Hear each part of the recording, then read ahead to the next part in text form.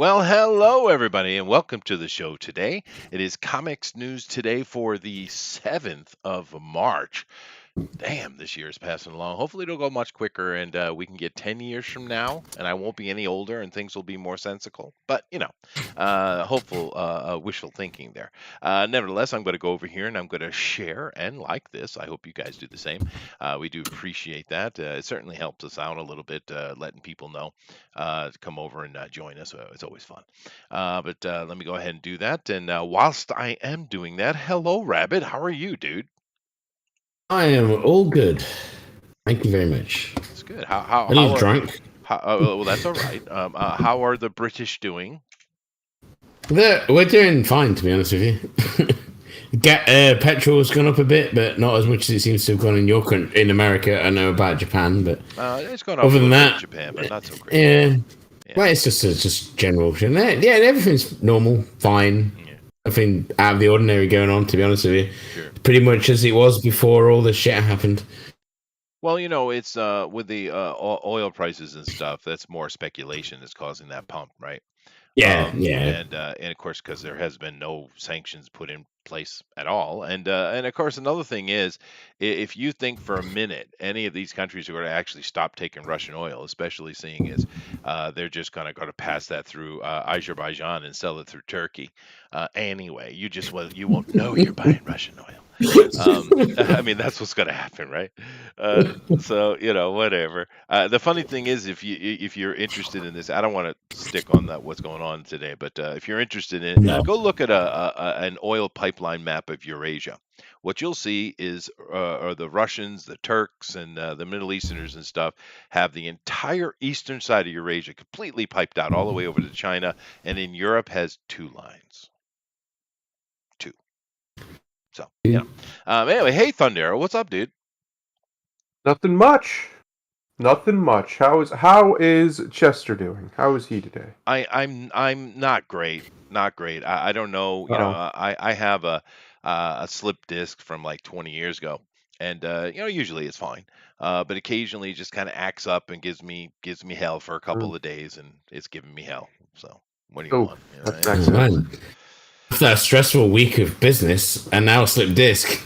That sucks. It might be me just moving around, traveling so much. Because when I do that, I mean, I only had one lecture I had to do really, and I had some other obligations, but mainly I'm just kind of walking around, checking out Berlin and stuff like that. And the neat thing, well, that's fun, but it's a lot of walking around and jumping in taxis and going here and doing that. It's a lot of movement, right? So Yeah. that's probably why. But yeah, I have to say I've been to a lot of places in the world. You guys know this. But German food's not as good as I expected. It's the first time I've ever been there, right? I mean, I've been a few other places in Europe, but I've never been to Germany, and I was excited about it, and I have family there, so I went and said hello. But the food, I really expected it to be much better. It's really not. The bread's Do awesome. you like the sauerkraut? The sauerkraut's good. Well, German sauerkraut I is don't know awesome. that I had any sauerkraut.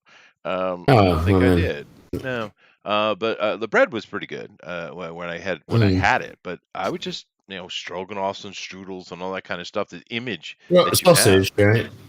Yeah, Sausage no, is it good. just was kind of meh.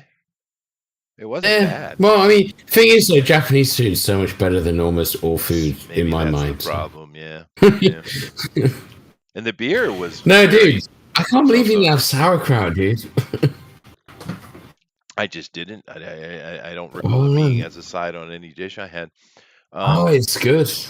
Yeah, but a lot of the stuff were basically the professors over there taking me around. So I was probably going to less touristy places and more normal people places. Maybe drank plenty of German beer. Of course, I had no choice. They put a gun to my head, literally. So Yep. Drink this freaking beer. You shall It's drink. good beer. But it was fun though. I enjoyed because I've had some correspondence with a couple of those guys, but I have never really got to speak to them face to face before. So So you got to meet him. That's cool, yeah, man. it was cool.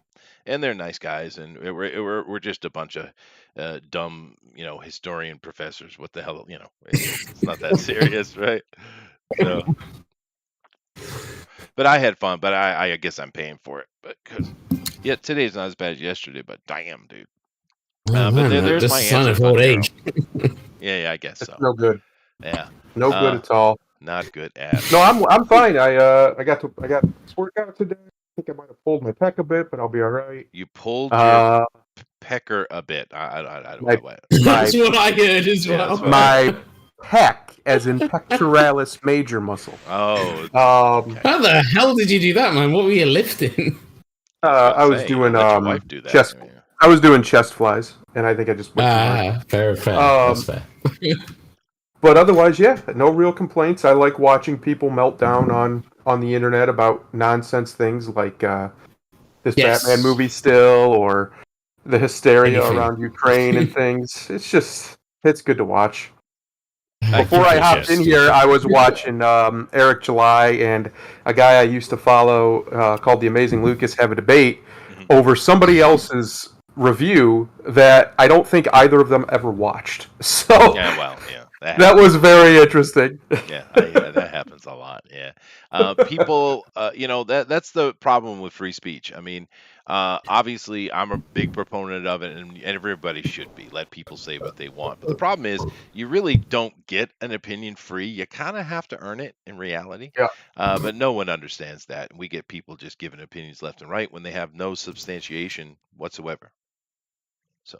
Just So they just have a keyboard. They'll say whatever they want in front of a keyboard. That's right. That's right. Yes. But whatever. That makes the world interesting too. Lets us have a laugh, Thundero. That's very true. I enjoy it. But no, it's good to hear that Britain is getting back to normal. Japan is Japan, so I mean, it doesn't really matter what happens. It's just kind of Japan. Yep, it's full of kaiju and noodles. That's true. But the kaiju are usually pretty passive, though, so that's good. Actually, I live in the island I live on is actually the best place for two or three types of Japanese food. The ramen noodle, which of course is technically ramen means Chinese noodle is what it means. Yeah, right? yeah. But the Japanese do it way better than the Chinese do. Dude. Oh God, yes. Oh my God, yes. But this island I'm on is really the center of culinary ramen, right? Oh my God, I need to visit where you are, dude. That's my favorite food. We also have the best fried chicken in Japan, particularly in the prefecture I'm in. Yeah. And we also have the best sushi, oddly enough. Do you do good takoyaki? Well, no, that's more like we have it, of course, but that would be Osaka. Osaka's at takoyaki and okonomiyaki and things like that. Yeah. And so you won me over on ramen, then you lost me on takoyaki. I love sushi, obviously, as well. I'm not a big sushi fan, but this I love tuna. Like sashimi tuna is the best thing in the world. Yellowfin tuna is so good. Well, over the they call it a city. It's more like a town, but the town over the mountain from me, where I have my businesses, is that over your mountain? Yeah, sorry. No, I don't own that mountain, but anyway, it's over in Montogoe, and but they are considered throughout Japan to have the best, most fresh sushi. So there are many, many, many very expensive sushi houses, dude. My God, they're expensive. One day I'm visiting you, Chester. This is going to have to happen. I'm going to have to go to Japan. We'll play some guitar and then we'll eat some epic Japanese food. It'd be great. There you go. I'll drop you in amongst a bunch of giggling Japanese girls and let you have some fun. So. Yeah, that'd be amazing. Sounds like a dream come true. Yes. Not that I speak a word of Japanese. I speak a few words. You don't need to. I'll have to learn the right words. They will speak very bad English to you. So. Yeah, I know. I've seen a lot of videos, so they like to test their English out, don't they, on people? They'll ask you simple little things like, "Do you know Robin Hood?" Fuck are you? Or however you say it in Japanese accent. That's all right. Robin Hood. Let's go ahead and get into this today. Thundero's muted himself for some reason, but that's all right. I'm going to jump into my character my character that I'm going to be showing off. Actually, should I? I guess I'll have to double do it here. So let me do it like Double this. do it. What are we talking Yeah, it's about? not really what I had wanted, but that's okay. Let me do it like this. Um, I'll have to go back Oh, and read there you it. go. It's just some software stuff. But anyway, let me go ahead and get into this. So, here we go. Bring this back up. Bring this back up, and then do this. All right, here we go. All right, now, today I decided. Sorry about that. I should have set it up earlier. But I decided to go ahead and, since Russia is in the news, I thought we talk about a Russian. Okay. The Now, Russian. the Russian, the That's right. actual Russian. Yes, The one and only. the That's him one right and there. only. Yes. The red man. But this, of course, is Sergei Kravenov, Craven the Hunter. Now, Craven, I was actually thinking about doing the Soviet super soldiers with Ursa Major and Dark Star and Vanguard and the Gremlin and stuff like that. And I probably will do some stuff on them because I actually enjoyed their comics back in the day. But I thought I'd keep it a little more neutral because Craven's story is kind of interesting. Now, Craven here. He was born in Russia before the Bolshevik Revolution, right? And when the revolution kicked off, his family escaped to America because his family is part of the aristocracy. And of course, the Lenin's revolt was killing them, right? So they escaped. And so he was in America for a while, finished up his growing, but he really wanted to, make a name for himself. He wanted to do something, and he decided that he was going to become the world's greatest hunter. This was his motivation. So he went over to Kenya, and he started learning how, and he got kind of taught by one of his father's friends, Gregor, to be a great hunter. And he took years and years and years of studying how to hunt, how to track, how to train animals, animal handling in general. And he became very, very good at it. Matter of fact, he became so good at it that he preferred not to use guns or bows or anything like that. He would rather take the animal on hand to hand and with a knife, right? Or a spear. And so he kind of had accomplished that in a way. But along the time of whilst he was over in Africa, he ran into a lady by the name of Calypso. Now, Calypso was a voodoo priestess, and she's, of course, if you read Marvel Comics, you've seen her in other things. And they became lovers and became an item, and they were kind of back and forth there the entire time Craven's been around. He's been involved with Calypso.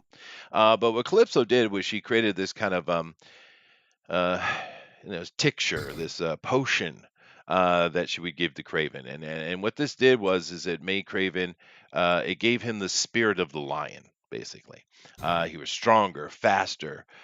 His greatest power actually was his ability to smell. His olfactory tracking abilities are quite akin to Wolverine, and that's one of Wolverine's best abilities too, as well. But everything is increased, and he became even a better hunter when he was on that. The problem was this potion made him a little bit of a violent and dangerous, and kind of made him crazed when he was using this potion. And in general, he's a very honorable fellow, but he's also a bit of a nihilist, or not a nihilist. He's well, yeah, he's a bit of a nihilist. But he this went on for a while, and he became very famed hunter, and like I said, because of the potion, he could take on animals hand to hand, and he was quite a legend. Hang on a second, Chester. Rabbit, are you throwing somebody down the stairs? What's going on over there? Sorry. I forget I need to mute. Sorry, I'm getting beer out of the freezer. Sorry, I'll just mute myself. Where is your freezer? In like a bomb shelter? What the hell? It's literally right next to my microphone because I'm sat in the kitchen right now. So my bad. I'm sorry. Okay. Jess has told me off before. Yes. I have to chill my beer. You can't drink warm beer. That is true. But you are a noisemaker. That's fair. But anyway, so he kind of had accomplished his goal, right? even though when he was on the potion, he, it did make him, violent and dangerous and a little bit out of character because in general he's a rather noble and honorable fellow. But things kind of came to a head because of his stepbrother or his half brother. Um, and his half brother is the chameleon. Now, where Craven had gone over to Africa and was trying to master something and be something, and he was just spent his whole time over there doing his thing. He didn't have a lot of interaction with his family. His parents had died by that time, and he did end up finding meeting another woman and marrying her and having a bunch of kids during this time as well. Even though he always had this thing going on with the witch Calypso. However, I chose this one because I thought it was a good picture, and I like the fact that the Thai are involved. Yeah, it just we don't really imagine the Thai people involving themselves in Western comics, but they do. Anyway, Indeed. that's why I chose this one. But anyway, I like how the flathead guy there is that supposed to be Tombstone or something? No, that would be Hammerhead. Hammerhead, yeah, that's what I meant. I like how that little bit there looks like a straw coming out of it. Yeah. Okay. Yeah. Now, whilst Craven was doing this, his like I said, his half brother, who had escaped to America as well, he was doing his own thing, and he was a bit older. And I can't remember the entire backstory of Chameleon, but basically he'd become kind of like a spy, assassin type of guy, and he was really, really good at making himself look like anyone. He's the master of disguise, right? And there was some idea when the Scourge came out, when Marvel was trying to just basically eliminate a bunch of old characters and clean up their rosters, what they were trying to do, that it was actually him. Nevertheless, um, he had run into a lot of trouble in America, and one of his biggest problems he was having was dealing with this stupid Spider-Man, Yeah. right? And he just couldn't deal with it. So he figured the best way to deal with this stupid Spider-Man would be get his brother to come in and deal with him, right? Now, at this time, like I said, although the potion did kind of make him mad, but he's in a hunt lust anyway, so it didn't really affect things because he's in the wild. He's literally in the jungle or on the open savanna. But of course, he's going to help his brother, and he came over to America to help his brother. The problem was, even with his potion, running around the streets with that wild berserker thing going on because of the potion, he really was causing a lot of trouble. And of course, he was trying to take out Spider-Man, but he got defeated by Spider-Man over and over and over. Of course, this pissed him off. But he also had quite a great respect for Spider-Man. He considered him the ultimate prey because he was very, very capable. But he kept at it, and of course, this allowed his brother to do his various machinations while Spider-Man is busy with Craven. But of course, this led into the greatest, possibly the greatest comic book series of all time, in Craven's Last Hunt. Yeah. If you haven't read it, why not? I mean, come What on. are you doing here What are you right doing? now? Yeah. Go find it. I've not read it. Hands I up. don't even I've care not if read you don't pay for it. Just go find it and read it. Yeah, because it's All right. stunning, dude. I'll do that. Well, no, it really is because you got I the love whole. how he's wearing a lime top. Well, because Oh, when he it's so drinks his funny potion, looking. he has the spirit of the lion in him, and he's a Oh no, hunter. I get it. It just looks funny. A little bit, although I've always thought Craven had a kind of pretty cool look. It's a cool name. I love his It name. is. Great name. Well, he took his family moved to America. They, as with many immigrants, they Americanized it and got rid of the off and just took Craven. So it's just basically his family name. But nevertheless, during this limited series here with Craven's Last Hunt, you had the introduction of Vermin. And it was before they turned Vermin into some weird hive mind. It was back when he was just this solo hunter, literally grabbing people off the streets of New York and eating them. It was freaking awesome, dude.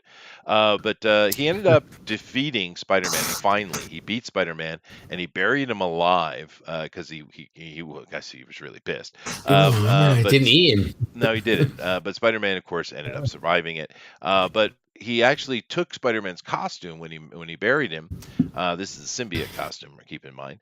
And he went around being Spider-Man, showing that he's better than Spider-Man. And he kind of was. But then after that, he figured, well, I've proven myself. I've defeated the greatest prey I could ever beat. What's the point of living anymore? And keep in mind that one of the major aspects of that potion he's been drinking because think how old he is at this time. He's in his 70s, right? 80s. He was the potion made him kind of ageless, right? He decided that was enough. And one of the coolest parts of that damn series is Kraven putting a gun in his mouth and pulling the trigger. Yeah, it's really badass. I really, really wish that Marvel left it at that. I really that sounds good. Yeah. Oh, did they not? Oh, sorry, that sounds like a finished story. I feel it's a mistake. Yeah, because they did have his children. You have the Grim Hunter as one of his kids. You got Vladimir.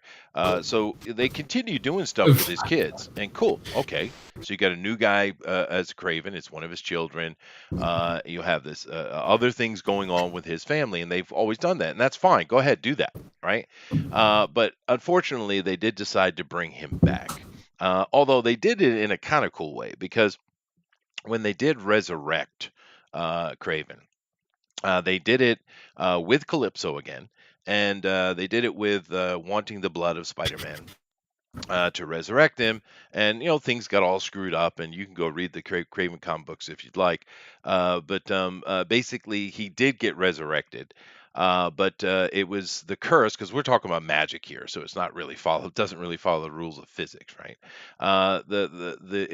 Because it was disturbed by the clone of Spider-Man, it didn't really go off the way it was, so he became immortal, and the only way he could be killed would be to be killed by Spider-Man. Of course, the thing is, his family just wanted him back, but they didn't understand the dude wants to be dead. He doesn't want to be back, and he beat the shit out of his family for resurrecting him. He went on for a while, and during this period is actually when we got some more heroic aspects of Kraven instead of him just being a villain, which is cool. But he was constantly looking for a way to die, because the dude wants to be dead. He doesn't want to be alive, right? Eventually he was able. One of his kids was posing as Spider-Man, and he was able to trick one of his kids into actually killing him so that he could die again. Right now, as of right now, and you guys in this chat can correct me if I'm wrong, I think he's still dead, and I really wish they'd leave him dead. And I honestly wish they didn't resurrect him, because you had one of his kids take up the mantle, become the new Kraven the Hunter. You had, like I said, the Grim Hunter and other stuff going on, and that's fine. You could have continued with that and done whatever you want. Just leave Kraven himself dead, because it was such a perfect ending to the character, dude. I mean, keep in mind, Kraven was one of the original Sinister Six, dude, right? It was just perfect, and I really think it was a mistake to bring him back. But then again, that's what we have. This is the story. That is the perennial problem in comic books, that nothing ever stays gone, and that is a serious problem. And I think it's one of the main reasons, one of the main driving factors behind the downfall of the comic book itself in the cultural. It's just American comics, though, right? That's what people die in other places. They're dead. So. That's what Reddit. That's what I was literally going to finish my sentence. You prick. I'm sorry. God damn it, Rabbit. Stop talking. I'm sorry. The book itself, not the characters, but the book itself has gone down in the cultural consciousness to abysmal levels. And I think that's one of the main reasons, because there's no permanence. There's nothing in them there's no real consequences, because everybody always just comes back. Mm-hmm. And one of the reasons why manga is so successful and European comics is because a lot of those end. And they end. They do. And that's nothing wrong with that. You can do that. And that's how the story should be. Well, I mean, there's some characters that are immortal. I mean, like Wolverine is around forever. He's never going to die. Right? So Sure, you have maybe. things like that. But no, I agree. Things should have an ending. And this is one of the problems we have with American, artistic culture, is this concept, and because pervades many things, right? It's not just comic books, Yes. and this is a problem. And I think it's one of the most egregious examples is with Craven. I mean, that Craven's Last Hunt, because you had him in a bunch of stuff before. It wasn't like he was brand new. He was already there and already interacting with Spider-Man. He'd been around for a while. But having that run and having him kill himself off, ultimately erroneously, it was freaking perfect, dude. It was so perfect the way they let that out in that So comic book. what you're saying is the way it ends, and they carried it on, kind of like defeats the purpose of the It end of the does. comic. It does, 100%. Yeah, I get it. It's like when they bring a character back to life in something. It's like, why kill him off then? Because the emotional value's gone at that point. You know. No, I agree. And I hate that sort of thing. now, to be fair, the stuff they did with his kids here or there was fine. I had no problem with it, and even his wife. When they did bring him back, there was some cool Craven stuff. Because it was a really weird thing. I don't understand why, and maybe you guys have some opinion on it. But the interesting thing with Craven is when they had one of his kids being the new Craven, no one really bid on it. No one was really interested in this he looked exactly like Craven, identical, on model costuming, but no one really cared. But when they brought back and actually resurrected Craven, he was hot for a little while. And it's weird. Why is that? It's identical character doing the same thing. It's just, air quotes the sun, but Right. no one cared. But when you brought back resurrect the actual Craven, people cared. It's interesting why that worked like that. It You know? is. It's there's a lot of reasons, a lot of psychology behind it, but the reality of it is the main thrust of it, the main crux of it, I would say, is that people want to feel like they have the original. They want to feel like this is the real deal. And when the sun comes in to replace, that often doesn't feel the case, and quite literally isn't the case. Mhm. So I think that's probably why. Also, Craven was an incredibly popular villain for a long time. He was. Especially after Craven's Last Hunt. Yeah. And so it was kind of like a big moment. Because another example of that, what we're talking about here, is Superman. The Death of Superman storyline, he was back within a year and a half or whatever it was. Let that, yeah, that's they should have let that hang for at least a decade. No, they should have just killed him forever. I think that would have been great. If they would have let that hang for longer, when he did come back eventually, would have been the biggest comic book of all time. It wouldn't even been close. It would have been like Demon Slayer levels of sales right now that we're seeing now. But they didn't, and they dropped the ball, and they, because they didn't really have a plan for it. But my point is even in that, you had the facsimile Supermen show up, right? The 4 Supermen, the Reign of the Supermen, and those weren't popular either. A couple of them were pretty popular and continued on, but largely they weren't obviously anywhere near as popular as the real Superman because of that mindset. It's not the real Superman. Well, I remember when they did the Death of Superman. I remember exactly where I bought that comic, by the way. Mm-hmm. But my friends bought it. I remember it. Yeah. Yeah, but I mean that was such a big event, Rabbit. Yep. That it. No, even for me, I didn't didn't read the comics, and I knew about it. Never talks about comic books, dude. It was literally on the local nightly news here. It was. I mean, they talked about it. I grew up with Superman, right? I was a kid. You know me. I'm not a big comic fan, don't understand. But I grew up with the old school movies. The old movies. They're fucking fantastic. Superman 1 and 2 are great. I grew up with those, and my friends read comics. I remember when the Death of Superman happened. I never read the comics, but I remember it all happening, thinking that's a bit weird. Superman's not supposed to die. When I was a kid, it seems weird to me. Yeah, it was a shock. Yeah. You're correct. He does look like Razor Ramon. Alan, he does. Yeah. Razor Ramon came out later, but yes, it's cool. Rabbit, I like the Akira manga as well. It is really good. But as far as a single you're reading run, the chat. well, yeah, but I mean, of course I do. But as far as a single run like a limited series run, and there is nothing better than Kraven's Last Hunt, in my opinion. Oh, I don't know how long it was. I don't know much about it. Like I say, this is the first of it. You know It's me, limited. I don't know comics, especially I don't say know there's- American comics being English. That's the thing. Talk about Just Dread or anything in 2000D, I know, but American comics, it's nice to talk about it. Like I say, I've never heard this character, and he sounds awesome. He looks cool. You know, and like you said, it sounds like he had a really good story arc, then died, and that would have been great. Yeah, they should have left But it. he came back to life. It's stupid. I don't It get is why you'd bring someone back to life. It is. They died, they're dead. You know, I like that. It's like Optimus Prime when he died. You know, why did they bring him back? It made no sense. You know, it's the same Fair kind enough. of thing. Yeah, fair enough. Because the fans demanded it. That's why. Yeah, it is. It's the And fans. I It's don't true, even I suppose. believe that. I think that's just their marketing thinking. It's that. it's money. They'll make more money off it. That's what it is. It all comes Oh, down of to money. course. I know that. Yeah, of course. I mean, that's the real answer at the end of the day, is because these are franchises and they make lots of money off of them. And if they kill off the characters, like Chester said, the replacements are usually not as popular. Not always the case, but usually not as popular.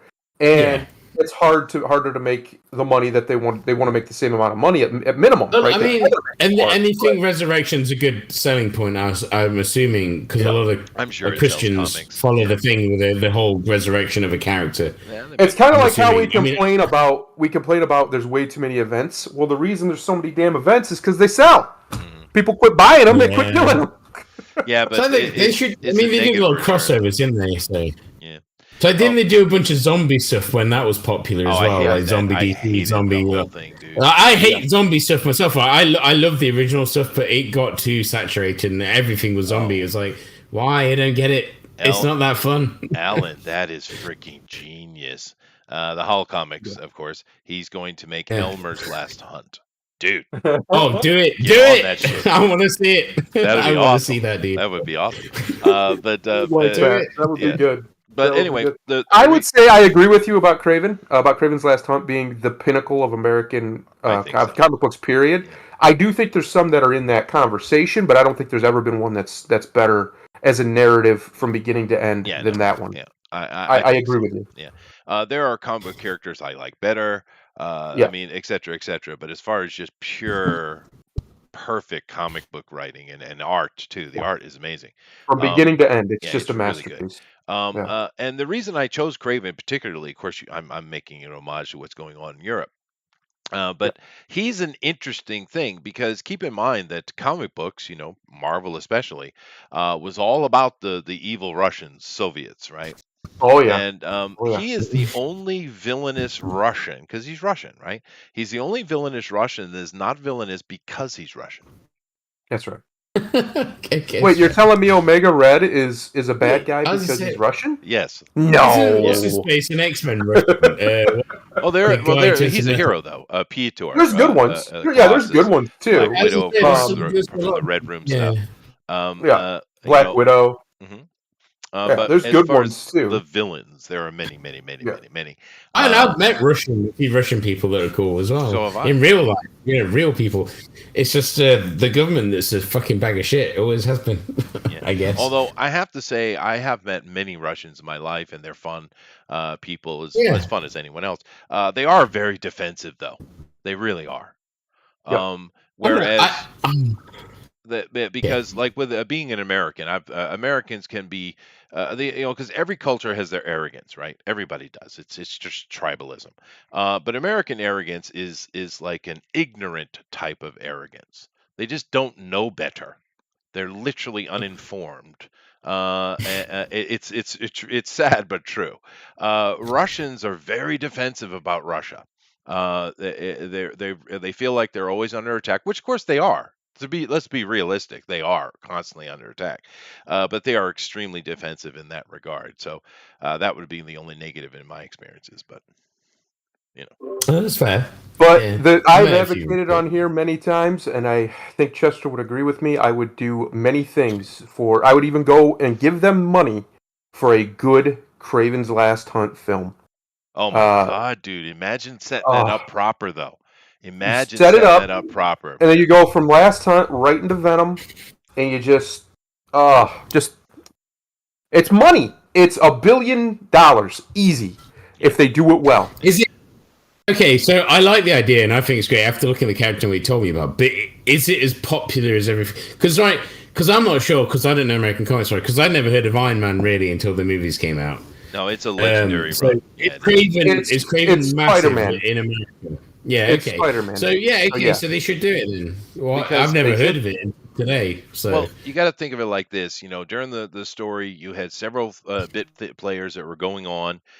You think during the run, you think Spider-Man's dead, right? And they did it in such okay, a way that's that you cool. believed he was dead, I'd love and if that Craven Spider-Man was was going to be dead. the new Kill Spider-Man. that guy. Oh, jeez. Sorry. And then of course My bad. Craven just blown his brains out. You know, spoilers. Oh, it's Now, so if you're good, gonna though. make I a love movie of it, I could see that they would take It the needs to be blowing his, adult. they would take the blowing his brains out part out, but you could I still wouldn't. kill No, him. no. Are you kidding That me? needs to be the end of the No, movie. I'm saying if they made this movie, they would do that. I guarantee you they would. They would not it keep needs in to the blow to the shooting himself in the head. That doesn't mean they take out suicide. They would just take that out, or it would be No, off they- screen, they- right? You wouldn't Okay, see. they probably would. No, yeah, you're right. They would, but they shouldn't. I think it also would need to be Sony and not Disney, because Marvel. Yeah. Sony made it a lot better, because obviously everyone loves the new Spider-Man movie, right? I saw it; it was alright. I'm not a big Spider-Man fan, but it was a good movie compared to the last Marvel Disney movie Oh they God, did. way better, Right? way better. So I mean, clearly Sony make better movies, but I mean, let's be honest, everyone hates Disney, I guess. But but I think that's what it comes down to, and I think I don't know. I love the idea of it, what you're saying, but it needs to be like. That's why Venom's never been a big thing, right? Because it's too adult. So it's never been a big thing, because they don't want to pump. They don't want to pump the money into it. Yeah, well, I love Venom, right? And I think the new Venom movie's all right, but they don't pump the money and the resources into it because they think it won't make them the money, because it's not kiddified, which is what all the Marvel stuff is, right? It's for kids. Honestly, So- taking a page out of some of the things that Fox has done with Wolverine and with Deadpool and stuff, what I personally would do is I would do the Craven's. I would introduce him in his own little movie, showing what he is, just kind of doing little thing, try to make some money off of it, and I would end the movie with him looking toward the ultimate prey, Spider-Man. And you might even want to involve Chameleon, like in the original story. You could do that, right? But what I really think they should do is do the story, but have it frickin' brutal. I mean, have Spider-Man have to deal with someone who's really, really trying to kill his ass. I mean, really trying to kill him. And make it brutal and vicious, and have Craven win, and have it the whole thing. And then no, dude, when he goes in that comic book and he sounds good. sits No, in that a sounds good. fucking coffin and puts a rifle in his mouth, dude, you do not cut that. You show that No, shit, dude. that would be the best ending to a movie. It would be so good. It'd be like, this movie's amazing. Oh, the fuck, what's going on? What's going on? Wait, what the fuck? And then you'd be left on that what the fuck at the end. I would love that movie. That's a good movie. Yeah. That would be a very good ending to a story. Yeah. I don't care about happy endings. And not everything has to be happy this and happy that. That's a good story. I'd watch that. And I would like that if they did that. Well, Ben, first of all, why aren't you in here? I have no understanding why you're not in here, Ben. But, Hal could come in if he wants to, right? Alan can come in if he they wants all to can come chat. in, of course. But you know, of The course, links are above. of course, Goblin and other people have tried to kill him, but you can make. Or I think what's in my brain is you can make it more primal, right? Where these other guys have other purposes why they want Spider-Man to go. He's a nuisance to their plans, or et cetera, et cetera. Craven just wants to murder him like hunting a freaking wild lion. I mean, he just primally wants the death of Peter, right? I just think you can make that visceral and raw. Well, you could make it a horror movie almost. Yeah, You could literally show Spider-Man being hunted. yeah, and Do it. bloody him Yeah, hard. dude. What's that look like when You're Spider-Man gets his making me ass like kicked? the idea of Spider-Man movie, and that's weird for me. Trust me, I love it. I love the idea. Captain Canada, fair point. Although they have released a teaser, I do believe, for the Craven or something. But they are coming with a Craven movie. So we'll see what happens with. Well, Craven's also going to be in the next Spider-Man game. I don't know how big of a role he's playing, but Oh, he's it's not going like the to be in there. sequel to Well, he's one of the big main game. Well, he's one of the Spider-Man's main rogues gallery guys. So he's Yeah. I don't know anything. I'm so left out here. I know nothing about what you're talking about. I know Spider-Man. yeah. I know Peter Parker. But anyway, there's my spotlight for today. Kraven the Hunter, and it's a pretty cool character, man. And Good. like I I said, enjoy him. yeah, and like Rabbit is tackling the refrigerator. Yes, yes. I was gonna mute I myself. don't but I understand where his My freezer, bad. the situation with this I know, freezer. dude. I know. my microphone Sounds like is a right next to fight. me. Yeah. My freezer is literally right next to me. I can't describe it any better than that. It's like less than a foot away from me. My bad. I'm sorry. I forget. I'll try and remember. Ben. But no. And once again, the reason why I chose him because I was really going to do the Soviet super soldiers because I actually loved those comics when I was a kid, when I was younger. I chose it because he's very interesting. He is a villain. But he's not a villain because he's Russian, and that says a lot about how Marvel used to operate, particularly in the 60s and early 70s. I mean, Soviets were always a very easy enemy, right? And they're always pushing against the Soviets. Although in modern times they took the Soviet super soldiers and they turned them into the Winter Guard. To get rid because they're not Soviets anymore after the collapse in '91. And I actually rather like the name Winter Guard, and they've done some cool things because basically the Winter Guard is oddly played up more like the Avengers, even though technically all those characters are mutants. Because in the comic books, the way they had it in the '60s and stuff with mutants in Russia, from Stalin on, they would basically collect any mutants they found and just killed them. We can't have this unpure thing in the Soviet Union. I would watch that movie. Sorry, I would watch that movie. Russians hunting their mutants and killing them. That sounds like a great film. But they changed their policy, saying, "Well, we can use them as weapons," and this is where we started seeing these characters in the comic book. So Ursa Major, Vanguard, Darkstar, Gremlin, Titanium Man, which is also can be Gremlin depending on who's in the suit. All those characters, they're the Red Guardian, they're all mutants actually. But they didn't play them like the X-Men, though. They played them like the Avengers, interestingly. So, whatever. Let's go ahead and get into our news, though. Sorry, cool character. Sorry, we have Lord Grimlock, and he's not said anything. Yes, I know. I just wanted to say hi. Well, you know what it is, because he's slurping on some kind of human plasma. He's opening his freezer. No, I was sitting here letting you do your character profile. You got another character profile of a character not named Grimlock. I see the discrimination. Oh, fine. I can do Grimlock if you'd like. Me Grimlock. I know that. Well, I could do Grimlock. I could do Lockheed. I could do the Morlocks.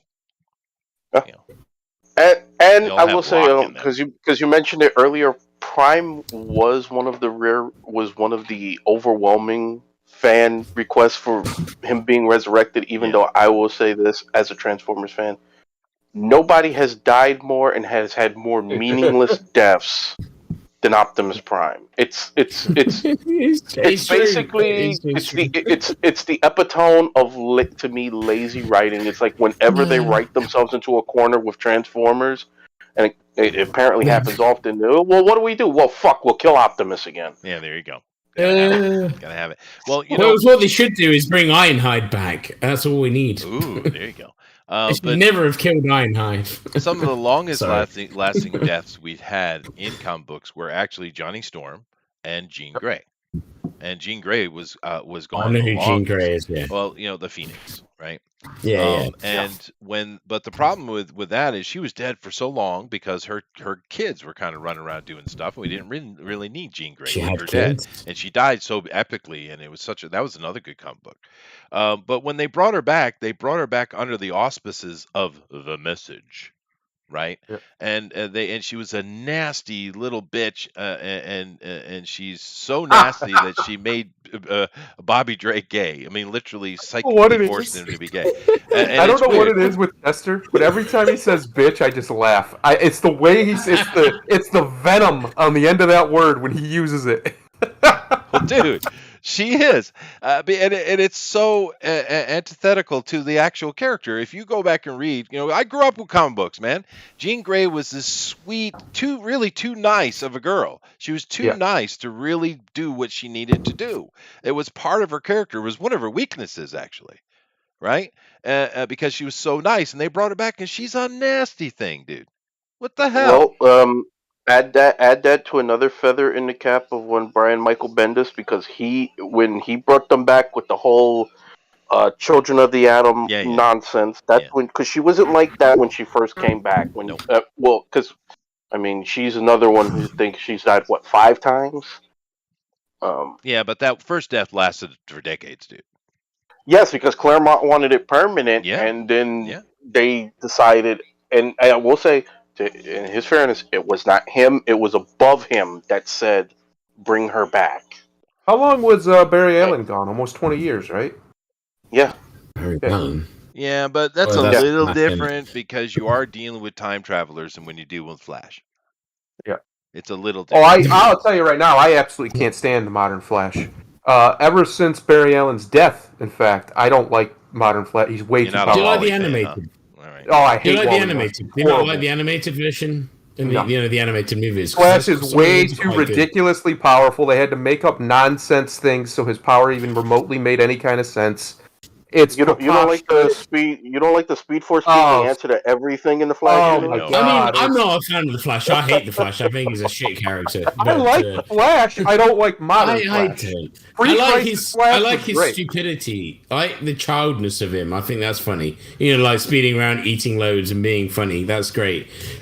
But I know there's faster characters than the Flash in other things. I prefer Barry, I but Me I too. do appreciate the fact that Wally is like the very, reverse very Flash. different I thought he was than funny. Barry. I like the fact that they are so different. That I do appreciate, although I prefer Barry. But anyway, let me go ahead and get into today's stories. You guys Let's ready? do it. All right, here we Yep. go. The Batman actress Zoe Kravitz accuses Californians of racism. Hey, Oh, comma, no. this can't be Trent. Can't be. Says she was rejected from What? Christopher Nolan's The Dark Knight Rises because of her skin color. Well, let's check. Well, that's not true. I can't believe that's real. Well, it is. Oh Trent. my God! Yay! He found the comma button. Found He a did it. comma. All right, now I put this up here for a couple of reasons. 3 reasons, really. You have a hit movie going on right now in the Batman. People are liking. There's a couple of complaints, but even those complaints are kind of minor, right? Yep. Overall, people are really liking it. They're really appreciating the movie. People are praising her performance as well as everybody else in it, right? The She only looks cool. I negative mean, I've I've only heard. seen the trailer. Well, yeah, but I mean, the only negative I'm hearing at all is coming from about Pattinson a little bit, and it's a little bit. It's not even a lot. Please right? tell me he doesn't sparkle. If anyone says he sparkles, No, he I'm doesn't out. sparkle. You just have another beer, please. But anyway, so you have this Sorry. hit movie, and this girl can't shut her damn mouth. She keeps going on and on and on and on. This is not the first little comment she's made. She's been making like every freaking day. She can't shut her damn mouth. It's like, girl, you're in a hit movie. You got more money coming. Shut the hell up. Because if you keep this up, they might well just drop you and not have you in the future movies. Right? That'd be a shame, actually, because she does well. I'm just saying, what is wrong? Second of all, you ain't black, bitch. What the hell? Your mom is Lisa Bonet and your daddy's Lenny Kravitz. You ain't Lenny black. Kravitz, yeah. There ain't nothing black about you, girl. You're a mulatto. I You're don't- far more white than you are black. You got I'm- like a drop of black in you. I'm trying to find a reason why this is important and matters. Well, 'cause it's the just point I'm making stupidity is to me. these stupid actors opening their damn mouth when they should be quiet. That's Oh my no, point. yeah, 100%, yeah. And I to be like, fair, this whole statement's bound to be wrong, and probably somebody just saying it for trying to get credit. I like on something, Chester's yes. Joe Biden impression there. That was good. I like that. Oh God. But anyway, and the third point is delusion, right? Because Delusion, yeah, definitely. definitely. Hold on a second, Rabbit. Let's take a look at what she's actually upset about, right? Because in the Christopher Nolan movie, they were looking at doing the classic Catwoman, right? And of course they wanted a white girl to play that, and she didn't even have a chance. She wanted, I don't even think she was invited. She just kind of insinuated herself in the situation because she wanted to be Catwoman, right? Yes, that's what they want. That's what they do, right? And they said, well, look, we don't need you to read for it because we're going with a white version. This upset her, right? Okay. No, I'm sorry. Fine. We're trying to be canonically correct and all that. Well, not even that. It's completely normal in Hollywood. That is how they do casting calls. They almost always have a race in mind when they do a casting call. Yeah. I mean, that makes sense. So and what's wrong with that? You draw a character, you know what you want. There's nothing wrong exactly. With that. It's a visual medium. They want a specific look, and they do it both directions. I guarantee you when they put... I don't know this for a fact, but I would be very surprised if it wasn't. When they put out the casting call for Catwoman in this movie, they included a black ad or something like black. Well, Catwoman goes back and forth. Right? Yes, exactly. I mean, she looks all right in the trailer. She looks cool, right? She looks great in the movie. Yeah, I think she looks great. I mean, I don't think Gordon looks right, but his acting might be cool, so who cares? I don't care. Race swapped things can be okay sometimes, right? If it's acted well and done well, right? Yes. Like the new Vikings. I talked about that with Mike last week. I know we both liked it, but they race swapped one of the characters, but it was still really good. So who cares? Sorry, I'm probably getting off topic. Sorry, yes, you are. But I get really angry about the race swap stuff. It's like it doesn't matter if it's good. It matters if they're doing it on purpose to score points. And it's bad at the same time. Okay. Yeah. Well, let me get into the delusion a little bit here with this girl. So they have a specific casting they want, so fine, right? But she's upset about it. Whatever. Okay. But here's another little thing. She was working on Big Little Lies, which I haven't seen it. I don't know anything about it. But she was working on this in California, I guess, and it was in some little town they were using. And let me just read it, and you can envision the delusion in this girl. There were a few moments where I felt a little uncomfortable because it is such a white area. She then explained what made her uncomfortable.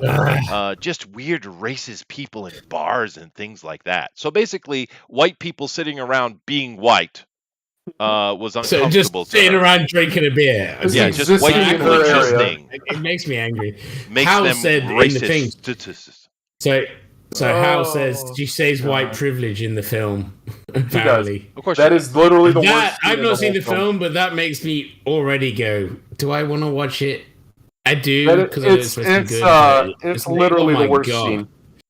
Yeah. Is that why would you say that? It's like the word. It's like because she's delusional. She thinks she's a black girl, even though she isn't. And I understand it because she thinks. No, hold on. Let me get in this.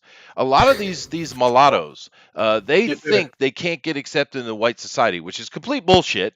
White people don't give a shit, and it's provable left and right, day to day, year to year. So, but they have this feeling, and the reason they have it is because black people, especially dark black women, are hateful as shit to pretty mulatto girls. They're racist toward them, hardcore racist. So most of the hate she's got in her life has come from black women. I guarantee it, dude. I guarantee it.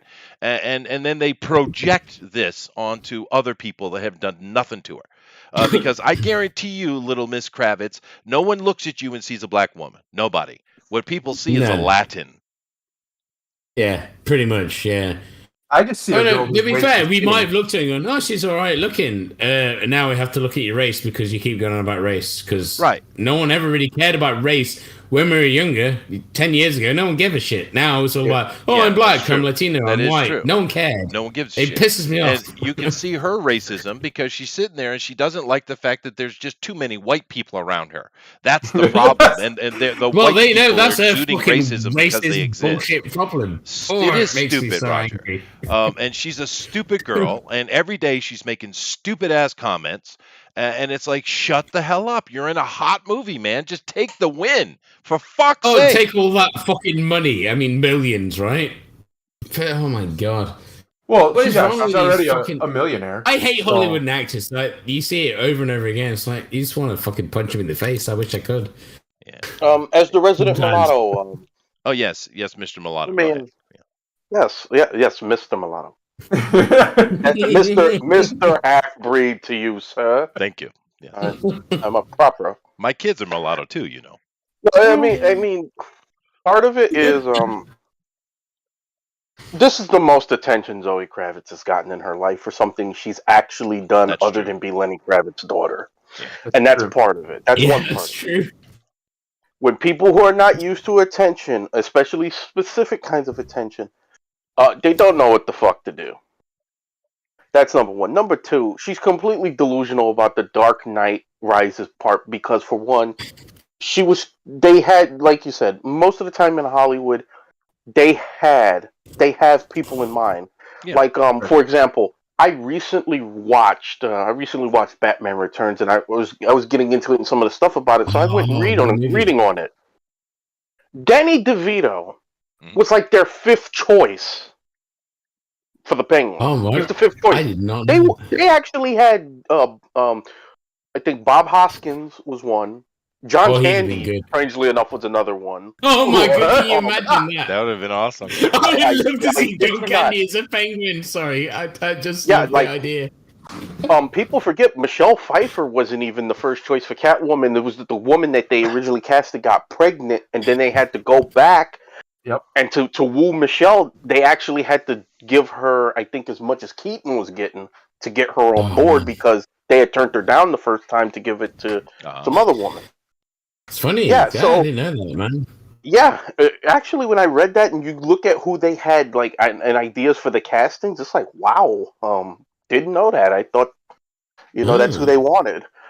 It seemed like Um, good casting. Yeah, that's weird. Yeah, they was for the Penguin. There's a pretty long list, and Danny was like way down the list. Oh, man, Well, he's he was perfect. perfect, though, yeah. he Yeah. was perfect. although, but I'm saying, yeah.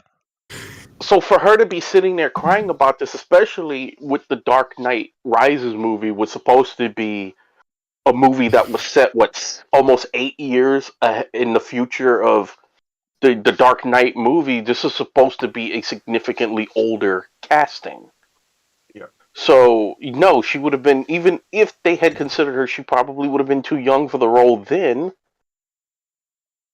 And to be honest, let's be honest, most people I would probably agree that they made a conscious effort to make Catwoman a non-white character in this movie. So that's pretty much one of the reasons she even got considered at all for this one. Yeah, and it Probably sounds the like only she was a character good they choice. could have It sounds made like she was a as well. good choice, right? Because it's was- not, yeah, yeah, but I mean, prior to this movie, who the fuck was like banging the hammer, going, you know what we need? More movies with Zoe Kravitz. No. It's banging true. that Yeah, hammer. Zoe Zoe Kravitz. true. Yeah, and there also might be a Never little heard of her. projection Let's on her stick her in part because something. she sounds like she's very noisy for a long time. Another bit of projection might simply be the fact that she's nowhere near as hot as her mom. I mean, god damn, No. Lisa Bonet, man.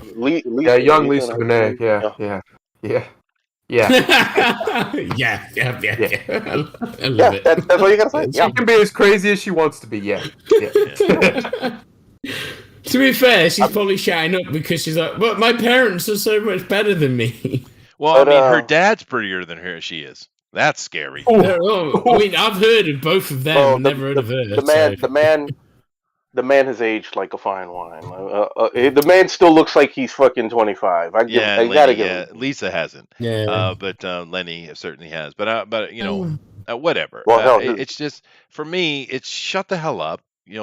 Clean your head out. It's- You don't know what you're talking about, and just take the money and be happy, girl. Do your best.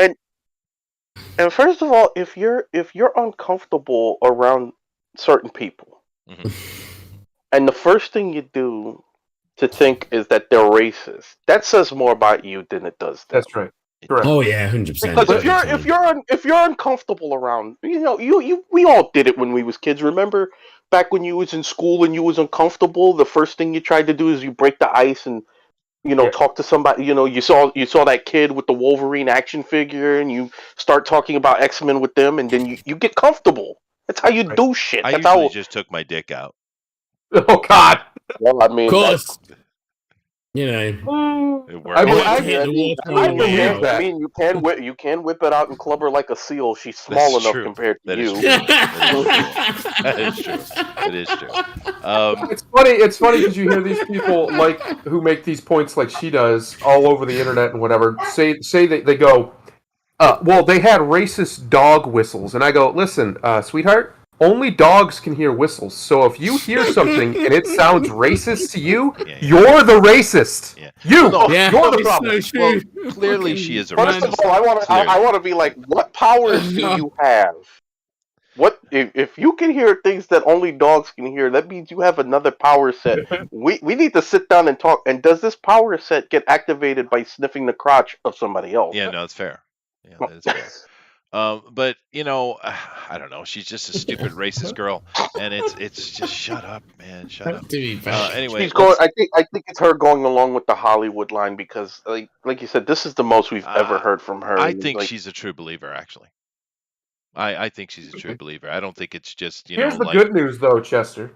Our boy Pattinson banged her on the Batmobile. He did. So all her talk, exactly. all her talk is some bullshit because So- she took that white boy's dick, didn't she? She did. Real quick. And it's like, did you feel uncomfortable at that time with all the white man around you? to white men inside you. I mean, you can't get around more you. white man than freaking Pattinson, dude. Boy's pale. He's Boy's pale a as pale shit. man. I mean, it's so stupid, dude. Whatever. I mean, you Anyway, can't be that uncomfortable if he was in you for at least a minute. I know, and got her Yeah. pregnant too. Now the thing is, did she have the baby or she aborted? I have no idea. I don't know if it was ever confirmed that It's she was Hollywood. actually I'm putting pregnant. my money on No, abortion. in my brain she was. Yeah, I don't know if that was ever confirmed, but let's say she was. I absolutely have no idea. Could have been, could not have been. Yeah. But if the rumors of that are true, which for some reason I think they probably are, especially I've watched a couple interviews they've given, like after the movie. Yeah, somebody's been inside somebody. That's all I'm saying. They're a little too comfortable around each other. Let's put it that way. And so I don't doubt it for a second. And Zoe just needs to calm down. She's one of the most privileged people on the planet of Earth. She is from effectively entertainment royalty in America. Her family's multi-millionaires. She's a multi-millionaire. She's a musician and an actress in a big multi-million-dollar movie. Like, relax, Zoe. Yeah, relax, just chill. Yes. And Chill. Alan, how dare you not have respect for the burden one has to bear with toilet water, sir? Ridiculous. Don't understand the struggle. Yeah. All right, moving What's on. going on? Marvel writer Jason Aaron issues apology. Donates pay after being accused of racism over new King Conan character. Oh, boy. Listen, Jason, buddy, I would like you to find the tallest building you can, naked, buck-ass naked, Jason. Yeah, I want you naked, down. I want honey on your balls, Oh my God. and I want you to lay there Okay. for exactly 5 hours in the sun, Yes. and just whatever happens, happens. All right? Whatever That- happens, happens. Yeah. Can you do that for me, Jason? Yeah. Just Now- please. To be fair, though, his reaction is stupid. But this kind of goes in line to what we were talking about yesterday, right? We were talking about Jarl being the Jarl being switched over with a black lady, right? Yeah. In this case, yeah. no, in this case, I think that Jason made a little mistake because King Conan is set 10,000 years ago, right? Yeah. Howard basically said it after the Cataclysm. The Samoans flood and stuff like right? that, right? So here you have him interacting with a girl that's supposed to be Mayan or something like that, and of course there weren't any Indians at that time. They were just the migrations were yet to even really begin. So it historically it doesn't make sense. And you say, well, Conan, what's historical about that? Well, Howard intended for this to be a story of what happened after the Cataclysm. That Right. was his intention, right? Okay, fine. I don't. It doesn't make sense as far as Howard's logic. Howard would have never done this. What the fuck However, is he doing? Sorry, well, I'm sorry, Karen. let me I'm finish. getting angry. Okay. Now, so with that aside, I don't really care. Whatever, you're doing your thing. However, he named her. He did name her after Pocahontas. Now, Pocahontas was a real life girl, and later in her life, she did take up the name Matoaka, which is the name of this character. Now, I'm sure Jason did this as an homage to Pocahontas, because in this story, what's happening with her and John Smith is what's happening in this story with Conan, right? So I imagine in his head he was just doing an homage. But once again, you have taken a historical character, a real life person, and you have kind of twisted their story, right? So in all reality, he should have just called her something else, and it would have been fine. True Conan people would probably complain about it a little bit because it doesn't really make sense to what Howard wouldn't have done it. But that's another conversation. So what he's done here, and the complaint coming. It makes sense though. It does. He should not have taken a historical character and put her name on that because, well, that's not her history. You're changing it, right? Yeah. I agree. So I agree. In this case, I do. I don't think he had to react the way he did. I understand he's probably just doing an homage because it's so close to the John Smith Pocahontas story. Okay. I get it, okay, but that's what this article is about. And tit for tat. You can't think that it's wrong to change a Viking jarl into a black lady and then think this is okay because That's right. it's the same thing. Are we going back to what I was on about with Vikings Valhalla? Because obviously that's what they did. Yeah. Sorry. That's right. So I mean, they did, but it didn't ruin the story. But it was wrong historically. It's all right, and the art in this looks really good as well. So it does. The Conan art tends to be good. Why would you apologize though? It's like do what you do and then just get on with it. Why I wouldn't apologize. I'd say go fuck yourself. Yeah.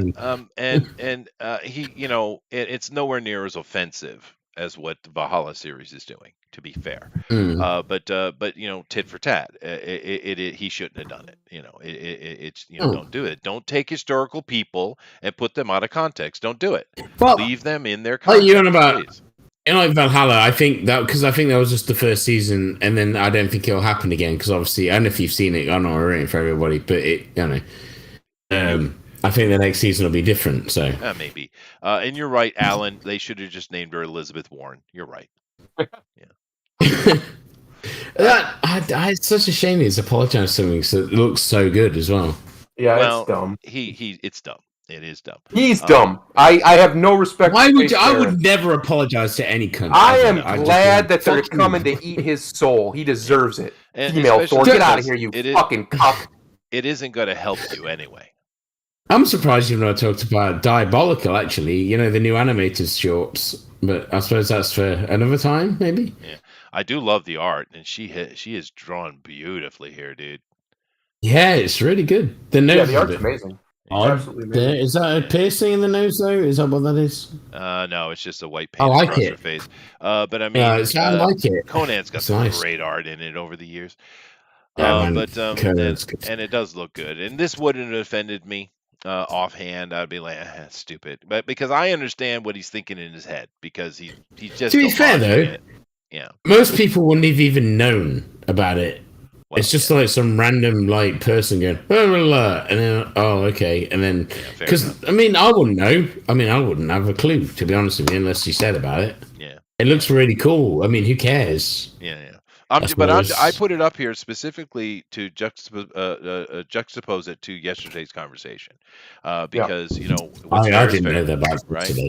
What's fair is fair. I don't know about yesterday. So what happened yesterday? What did you talk about yesterday? Well, we were talking about the Valhalla, the Viking. Oh, okay. Valhalla. So I missed. I'm on the wrong show. No, you aren't. Because I've watched the entire Valhalla show, so I know everything about that. No, okay, cool. So does the black Jarl lady have lesbian sex with the white girl? No, that doesn't happen. And Harkin isn't supposed to be black, but we all know that. Yeah. Because I know the Viking history. I know the real history. You ordered the show. We're not going to it, right? No, we're not. I already know. We're going because I like the show, but there's more problems than her in the show. So it's whatever. No, what we're going to do is now we're going to talk about Gizmodo. Go ahead. Gizmodo What's that? Union goes on strike. Demands include trans healthcare benefits and more diversity efforts. Okay, first of all, there's another group demanding. Here's my comeback. Fuck off. Well, yes, but we have another group forming a union and demanding things. But the first thing came to my head when I see this, and this isn't comic related, but I had to put it in here because I need help. Can someone please explain to me what trans healthcare benefits are? They want probably, I would assume, the insurance company of the company to pay for, like, transition surgeries and the hormones, because trans people, especially male ones, have to take hormones to keep up appearances. Because they're not actually what they pretend to be. So we need to use all sorts of, basically voodoo to keep them looking like they do. I got my hand up. I got my hand up. Yeah. I got a question. Yeah. Does that include Lasix? Do I get free Lasix? No. Okay. Probably not. I would doubt it. Oh, hold on. I got my hand up. Yeah. Do I get free liposuction? No. No. Yeah. None of that. Well, these seem like luxuries, right? I mean, let me explain something to you right now before anybody tries some bullshit. My youngest nephew, was born with a horrifically cleft palate. Cleft palate. Really bad. He needed multiple surgeries just to have a face when he was born. As a young kid. Yeah. The last one that he had, the insurance company decided they didn't want to pay for because it was, in their term, cosmetic. If a child, literally born with a deformity, can be cut off from an insurance company, why cannot a person with a mental deformity, quote unquote, a mental health issue, cosmetic, and it's a luxury thing? So it sucks, but I get it. Well, luckily, my sister worked for, and still does work for, one of the best cardiologists on the planet, and he paid for it. He just said, "Don't worry about it, I'll pay for it." Yeah, no, a lot of people do that with little kids and stuff. Yeah, especially cleft lips. Ben, kids shouldn't even have to pay for it. I don't get it. Well, we don't have socialized medicine like you do. But Ben, you probably understand more of the HRT aspect of this, man. You should come in here and help us out, man. You do. You're in Japan. You have socialized healthcare. Yes, I do, but it's semi-socialized. It's not like that. It is different. Don't worry, ours is socialized in the worst possible way, so it's fine. Yeah, ours is socialized for everybody at the top, you see, and everybody at the bottom. Everybody in the middle gets to pay everybody else's bills, but the people at the top and at the bottom, where we live, everyone gets it all for free. It's all good. Yeah, no. Come here and have healthcare. That is true. But it is also a long waiting list and not the greatest care in the world for Britain, dude. It's not that. Actually, it's not that. It's not that bad. It's not that bad depending on where you are in the country. All right. I think. See, I don't know, man. When I'm talking about healthcare, I don't ever want to. When I'm talking about healthcare, the words I never want to hear somebody say is, "It's not that bad." That sounds like a really low bar. It's not that bad. It's not that bad. Listen, the heart surgeons aren't that bad. It's not that bad. Actually, I'm Ben, going to die, aren't I? I really think you would be helpful in this conversation, dude. Because I don't know much about these kind of things. Really, I don't have to interact in that way. I know that things that came to my mind when I saw this would be like pregnancy leave, for instance, right? Now I have employees. Okay, yeah. Well, I have employees. Paternity leave, and paternity leave, yeah. And all my employees are female, right? Okay. And obviously, if they get pregnant, and one of them is actually, you give them paid leave. Do I give them paid leave? Well, maybe a little bit, but I mean, not for a very long time. In this country, they get paid leave for Rabbit, let me finish my freaking point. I'm sorry. Shut up. I'm sorry. All right. My point being I'm not sorry. How much is a small business expected to absorb? Right, exactly. is kind of my point. Now, if you have a big conglomerate business, I don't think these things matter so much. But if you're a small business like me, that could be an extreme amount of money. I'm just concerned with these things. Now, some of the demands they're putting forward, I don't understand the transgender healthcare benefits. Aren't transgenders human? Don't they get the same benefits everybody else gets? If you want to be paid for cosmetic surgery or luxury choices, I don't think a company should be forced to pay that. I agree. No, they shouldn't. They shouldn't, and that's really what they're. That's really like Lindaro said earlier. That's what they're really bitching about is that they don't make enough money at these nonsense jobs that they have. Yeah. Where they're making these dumb articles like, I played Elden Ring for 20 minutes and I found it too hard. Oh well, yeah. Or the person who actually got paid. Somebody actually paid this freaking troglodyte to fucking write an article about how the vents on the Xbox Series X triggered it. What? What? That's an actual article. That's an actual article. That's not an Elden Ring, right? It was supposed to have been a review on the Xbox Series X, but all they did was bitch about the vents on the fucking. Listen, that's weird. I was saying Elden Ring. I've been playing that, man. I'm master Elden Ring. But is these people that they're getting paid, and because these companies are now getting bought up by these bigger companies like Gizmodo, like just got bought up, and all these other small companies like Kotaku and BuzzFeed for years was allowed to play with investor money, so these people could do fuck all and say they have a job.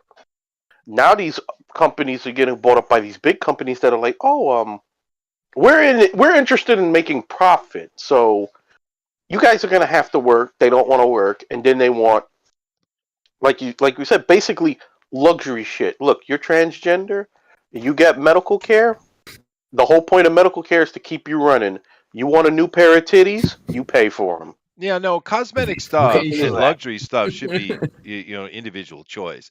Which is where I'm confused by it. I mean, I'm assuming they get the same coverage as everybody else does. Yes. So I don't understand what that's about. But let's look at these 6 things that they're asking for here. They say that it's endangering their health care. With the union claiming that management insists on removing all guarantees that our health care benefits and cost sharing will continue. Well, first of all, you're not really giving me details on what's happening. Are you part-time employees that are getting full coverage? Maybe is this what they're upset about? They said management doesn't want to codify the widely accepted World Professional Association for Transgender Health. That's not even a thing. What are you talking about? That's not widely accepted. What are you talking about? It should just say I'm a dick and just leave it at that. That organization carries about as much weight as Fat Albert's All He-Man's No Girls Allowed Club. Yeah, fair enough. Transgender expansive colleagues. Okay, well, how many people are we really talking about here? The group then alleged that Gizmodo Media was lowballing salaries during unprecedented inflation. Okay, well, you don't think they're suffering from that too?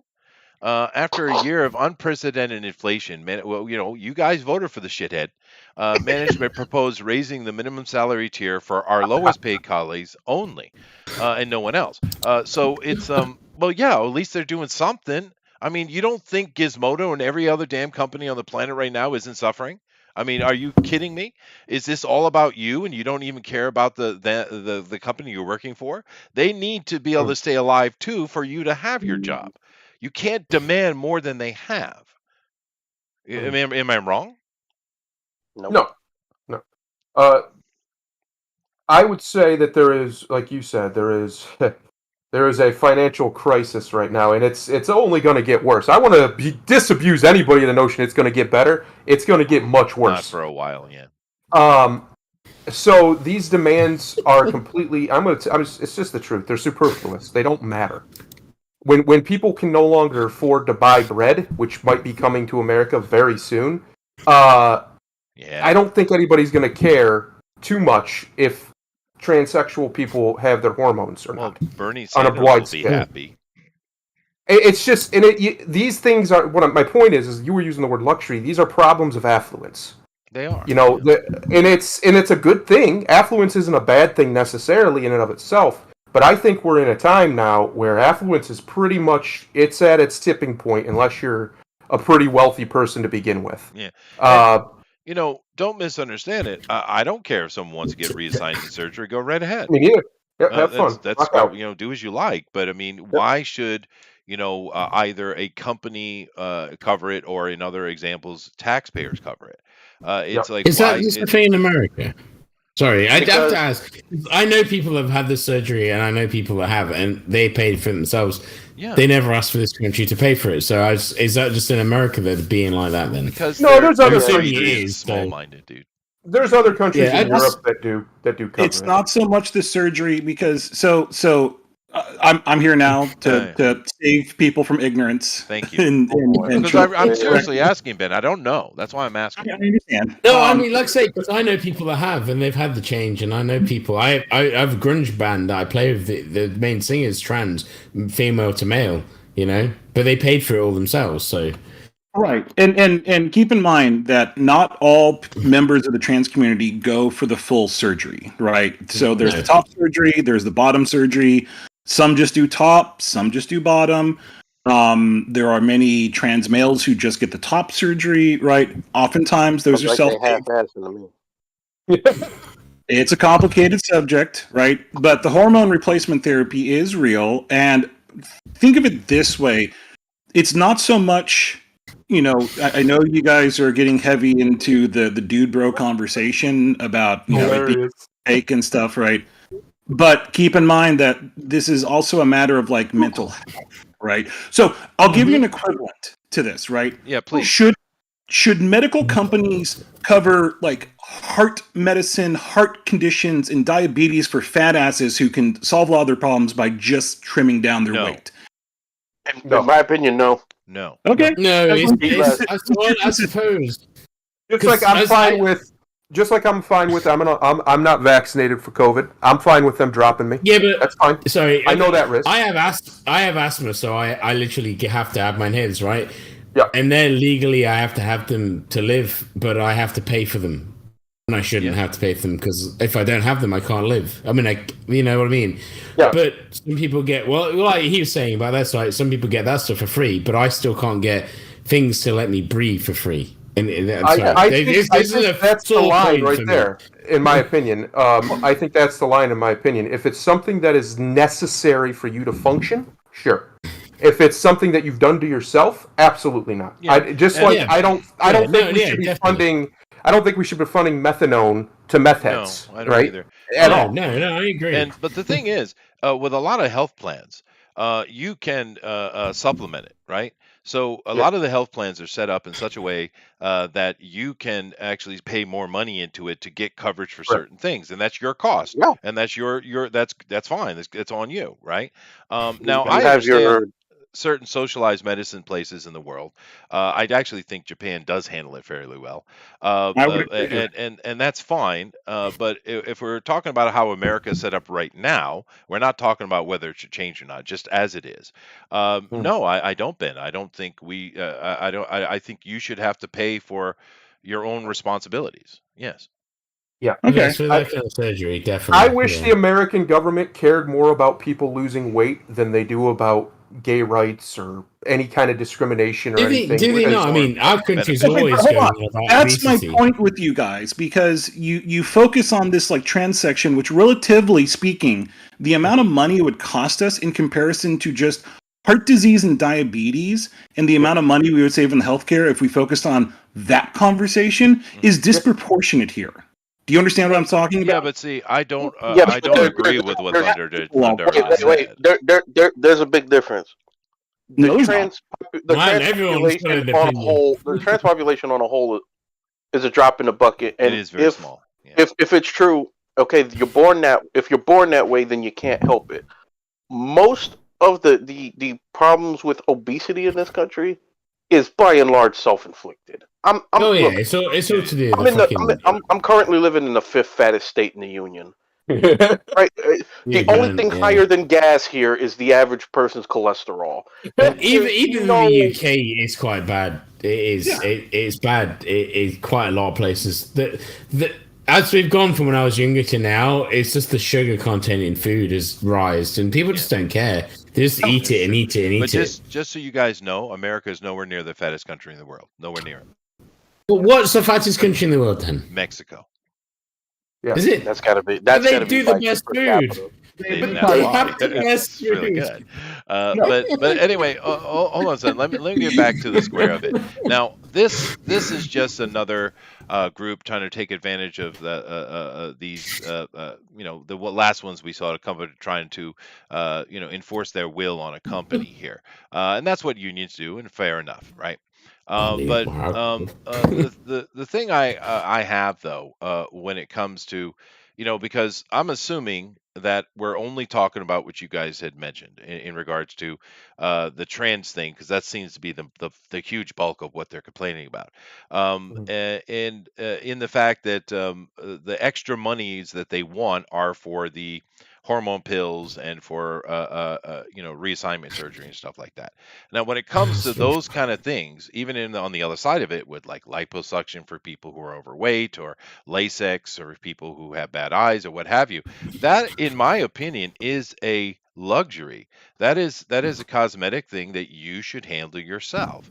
If we're going to get into paying for everybody's desires, then we need to just completely socialize American medicine.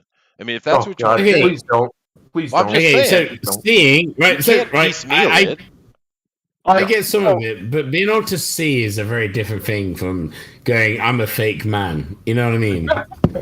Yeah, but I see. The thing is, I have no problem. I understand my opinion is different. I get it, but I have no problem whatsoever if people want to take hormone replacement and get reassignment surgery. I could care less. You go. No, of course, I've got no problem with that. No, I know people have, but I'm being able to who see, should pay right? for it is the question in my mind.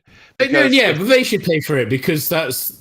I mean, I was a man. I was always a man. I'm happy being a man. Sure.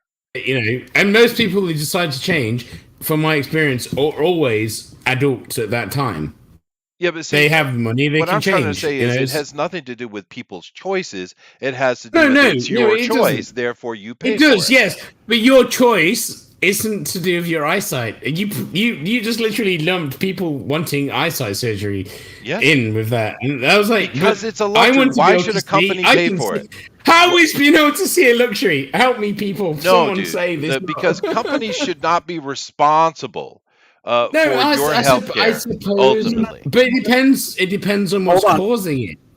But typically, okay, so this is where you're running a little ignorant of how the American system works. Fair enough. Typically, the healthcare system here in America will cover, depending on your healthcare provider for eyesight, will cover the cost of glasses. But what Chet's talking about, if you want to get LASIK, that is a cosmetic choice, so you don't have to be wearing glasses all the time, right? That's right. Okay. So that's what Chet's talking about. Anything that could sort your eyes out, for instance, because I have a genetic eye thing. When did that happen? No, right? No, my glasses are paid for. I don't wear glasses, but I have a genetic thing when my eyes are changing shape. So eventually, either contacts or LASIK is anything to sort my eyes out. Yes, I'll eventually be Asian. But what I'm saying is, there's things. It depends. You know what I mean? You can't put everything down to one rule, because there's a million different reasons why something happens. Well, I think the word you're looking for is context. That's the one. So I'm sorry, I'm drunk. I'm forgetting how to speak. I think that everybody should be responsible for their own bills of self-inflicted wounds, especially. Now, whether you want to self-inflicted, whether you want to consider transgenderism self-inflicted or not, okay, we can have that debate. But when it comes down to, or not even self-inflicted, just societally inflicted, when it comes down to being really fat, or there was a woman who literally blinded herself because she thought she should be blind. Yeah. Okay, then that kind of stuff. Yeah, there's no, and I'm a fat guy. I've been working on it for a year and a half. Lost almost 80 pounds now. Good, dude. Good. It's hard work. I've done it before. That's on me. I take that personal responsibility, and everybody else. But you're doing it for yourself, right? I mean, that's fucking. The other thing. When I say that the American government should focus more on problems like the ridiculous obesity epidemic, especially in children in this country, I mean that. I don't think that they should be worried as much about potential discrimination or this or that or whatever. You're not talking about taxpayer money covering that. No. What you're talking about is an awareness campaign. Yes. So what about diabetes? Because that's a big thing. You can have an awareness campaign for transgenders and homosexuals. And they do all the time. All the whatever, time. We have a whole month in this country called Pride Month. Where's the Get Fit month? Where's the workout month? We used to have it. Arnold was the man. We have that shit. Go ahead. We actually have that shit. Sorry. So when it comes to HRT, there is a marked reduction in suicide amongst trans people when they are on HRT, right? There is not just a healthcare benefit, like a physical benefit for them, but there's actually a mental benefit, and that stems into the body dysmorphia aspect of the whole thing, right? Right. So would you consider that a healthcare benefit in the reduction of suicide rates, much like people would go on medication for depression and stuff like that? I'm not responsible for your mental health. Well, I would say, considering how many times I've seen depression medication lead directly to suicide, I'd say no, because I don't see that would be particularly helpful. Well, no, that's medication. Anxiety medication. It's a whole different conversation. And not being responsible for someone's depression is a terrible caveat on that one, because that's saying if you get cancer, I'm not responsible for you getting cancer. We live in a society in which we're supposed to help each other when we're the lowest, right? If it's this whole laissez-faire, everyone for themselves, right? We're not going to make any traction as a society. When bread triples in price in the next 2 months because the wheat futures are triple in price right now, remember that. I'll be good because I'm on keto, so I don't have to eat bread. I will say that that's one of those things that's nice. It'd be nice if everybody was like that, but it also does start. It also starts with themselves, because look, if you have to ask a person to be nice, they're not going to be nice. Okay, it's like that meme about putting your shopping cart away when you go to the grocery store. You've seen it a million times where people will just leave the shit wherever the fuck they want. Oh my god, I hate that. That is It would be nice if everybody was conscientious enough to put the shit back where they found it, or at least in those little areas they put for them. That's why we give people the choice. They don't. This guy's oh god, I hate it when people leave shopping trolleys in the middle of fucking parking spaces. I want to punch those cunts in the face. Yeah. Oh my god. Sorry, you really made me angry with that. It's he's right. Okay, fuck those guys. Here's a question I have, and it's this is a serious question. Where's the line, right? I mean, if we say, all right, well, it is very inexpensive to cover everything a transgender person would ever want. Fine. It's far more expensive to cover everything for people who get fat. What about people who decide that they want to get a nose job because there's a psychological depression going on with them because they think they're not Korean enough, right? Which literally has happened. I'm just saying, where's the line? Where do we cut it off? Right? Who has, and if you do go that direction, then who has the right to make a line at all? It's true. I'm just saying. I mean, this is the difference between the liberal mindset and the conservative mindset. It's the idea that a lot of things sound nice. It is nice. It is kind-hearted. And it's warm and welcoming. Sure. But who's going to pay for it? How are we going to maintain it? Who's going to make the decisions? This is the problem. That's where the compromise it's so weird. Okay. But I get it, Ben. So explain to me who makes the decision where the... Hold on a second, Ben. Explain to me who makes the decision where the compromise is. Please. Fuck you, Eric. Sorry, I'm listening to the chat. Sorry. Go ahead. I'm sorry. That's so I believe, and this is like a dirty word in today's political discourse, right? But I do believe in true bipartisan compromise, right? So That do I. the system is best served, right, where you have the cruel sort of isolationist of the conservatives and then the bleeding hearts of the liberals come together and try to come to a compromise that benefits society, right? So when you say like, where's the limit? That's a good question, right?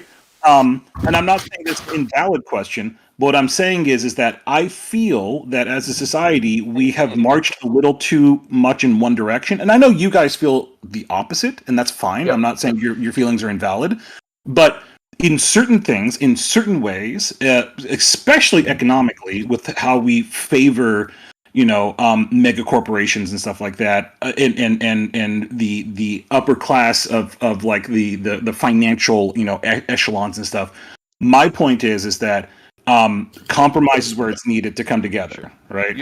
I understand compromise is important, but understand no one here agrees with mega corporations getting sweetheart deals. Nobody here agrees with that. Well, The mega corporations do. They love it. That's where we come together and agree. That's right. Well, we can agree. Yeah. Well, The there's two chat's things. combined There's on two your things. fucking. I'm not particularly worried about feelings, because feelings is one of the major reasons why shit is so fucked up in this country, is because everybody in their goddamn feelings. And this idea that yes, fuck feelings. When you need a problem solved, you need thinking. You don't need feelings. You need I agree. thought. Right. Well, I mean, because it goes Yeah. into There's other a time stuff and as well. there's a time and a place. There's a time and a place for feelings. When you actually need to get something done, it's thought. Well, I mean, You show me any good you show me anywhere where something good has come out of people who thought emotionally. I want to see it, because I can show you where one really bad one. 100% every album you've ever listened to is good. No, and I actually have it, because I haven't been in America for 3 decades, so I have a legitimate question here. And I've never been there. What exactly is covered under medical care right now? For instance, are condoms covered? Is Viagra No. covered? Is birth control covered? Is any kind of that's a are good question. Dude. feminine That's napkins covered? I don't know. No, What's covered? A lot changed after Obamacare, so I can give you a good example of pre and post. like morning after pills and shit like that. Yeah, well, that's what I'm just curious. What's covered? Yeah. It really depends on your healthcare provider, like who your insurance company is, because they all have different ones. Now, Obamacare changed the name of the game a lot because it set up certain standards of what they had to provide. So a good example would be my father. My father, Chet, as you know, I moved back to America because my father was diagnosed with 4-stage lung cancer. This is pre-Obamacare. He had been working at IBM for 25 years, and with his insurance at that time, they actually denied his cancer coverage as quote unquote pre-existing, right? What the fuck? Yes. Sorry. Now this is again pre-Obamacare, right? Post-Obamacare, that was not possible. They still had to cover, pre-existing conditions, right? And when we actually talked to the insurance company, they said that because his situation was so dire and was basically a death sentence, and anything that he was going to get was going to cost a lot, it's their standard practice to reject and make you go through the red tape, right? Yeah. So what the fuck? Yes, I know. It really makes me angry because England's not like that. You'd have been good in England. You'd been fine. I agree. My mom had cancer and she was good. I'm sorry, it's making me really angry. No, and I also had the inverse of that experience. My wife was diagnosed with cancer. I had to go to Australia for her treatment. They rushed in the surgeon. They did emergency, surgery on her and stuff like that. She didn't have to pay a thing. She didn't have to pay a single cent because they have socialized healthcare. So when it comes to the optional stuff, I can totally agree, and we can pick apart pieces on compromise. But when it comes to socialized healthcare, there is a marked benefit, especially for the emergency surgeries, the cancers, the diabetes, and the insulin. Right? We have people who ration their insulin here in America, and they die when they don't ration it correctly and stuff. So it's a conversation, I totally admit, but it's a conversation that needs to happen because healthcare in America is in a bad situation. Right. That's fair. Sounds like that is fair. That sounds like it really explain bad. to me how. See, now you said something that I was completely unaware about. You're telling me that certain healthcare providers offer different, bulk options than others. Yeah. So, for instance, there's a company called Hobby Lobby that is a Christian company, and they lobby to be allowed to not cover birth control for religious reasons, right? Okay. So it depends on your insurance company. There's a standard that they have to meet based off of Obamacare for like pre-existing and stuff, but a whole like range of differences depending on all the optional stuff, right? It's like eye coverage, dental. Some don't have to offer dental, some don't have to offer like any eye care at all. But if you're going to get healthcare, it's always from your company. The companies can charge you a premiums on top of a copay. It all gets very complicated, right? But again, there is a baseline coverage that they have to adhere to due to Obamacare, and then they can cover additional stuff. So why doesn't America just take it out of the hands of everybody and just socialize it? They should do what we do with NHS, man. You'd be so much better off. I'll tell you why. You really would. It's real simple. Because I don't want the people who run the VA in charge of my healthcare. Wow. That's a whole different. My healthcare is great. I don't want the people who have. I don't want the customer service level of the DMV to be what my doctor is. Okay, I get that. DMV is awesome, but the English isn't like that. I mean, my DMV is awesome because I go to the rich. I go to the rich neighborhood. That DMV is great. You go to the one that's not in the rich neighborhood, and you are in hell. That is a general problem. You go to the hospital in the rich neighborhood, that's awesome. You go to the hospital in the poor neighborhood, and it's not awesome. I mean, like you're talking completely separate topic. I agree. It's so weird because English. No, it's not though. It's not though. It's not though. It's not a separate English topic. healthcare is 100%. Listen, Rabbit, have another drink. The reason why American healthcare is so shitty is the bureaucracy at the top. The healthcare industry, the costs of healthcare have gone up exponentially in the last 40 years.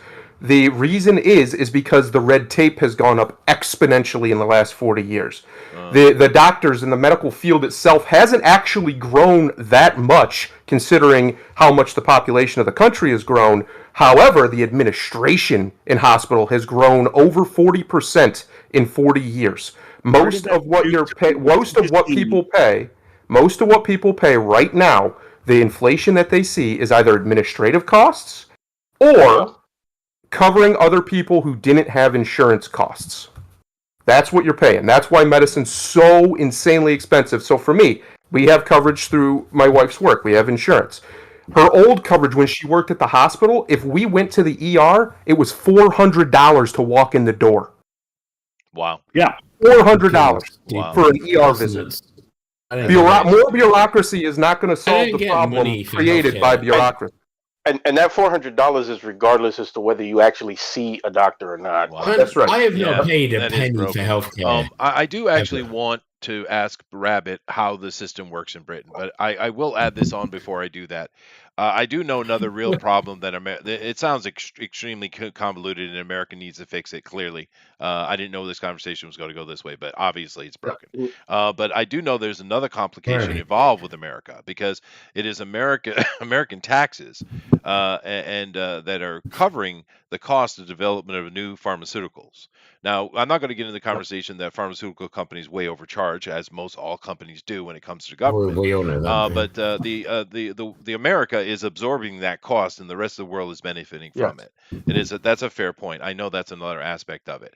But Rabbit, how does healthcare work in Britain, please? Well, I go to the doctors or I go to the hospital and I get my shit done. It didn't cost me nothing. How does it? How does it get paid for?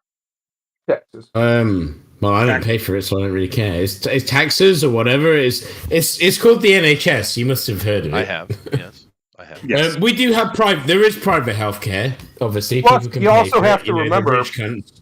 But it used to be really bad. So I remember, and I burned my wrist when I was a kid. Right, I was in hospital for like almost 7 hours trying to get a scan and a cast.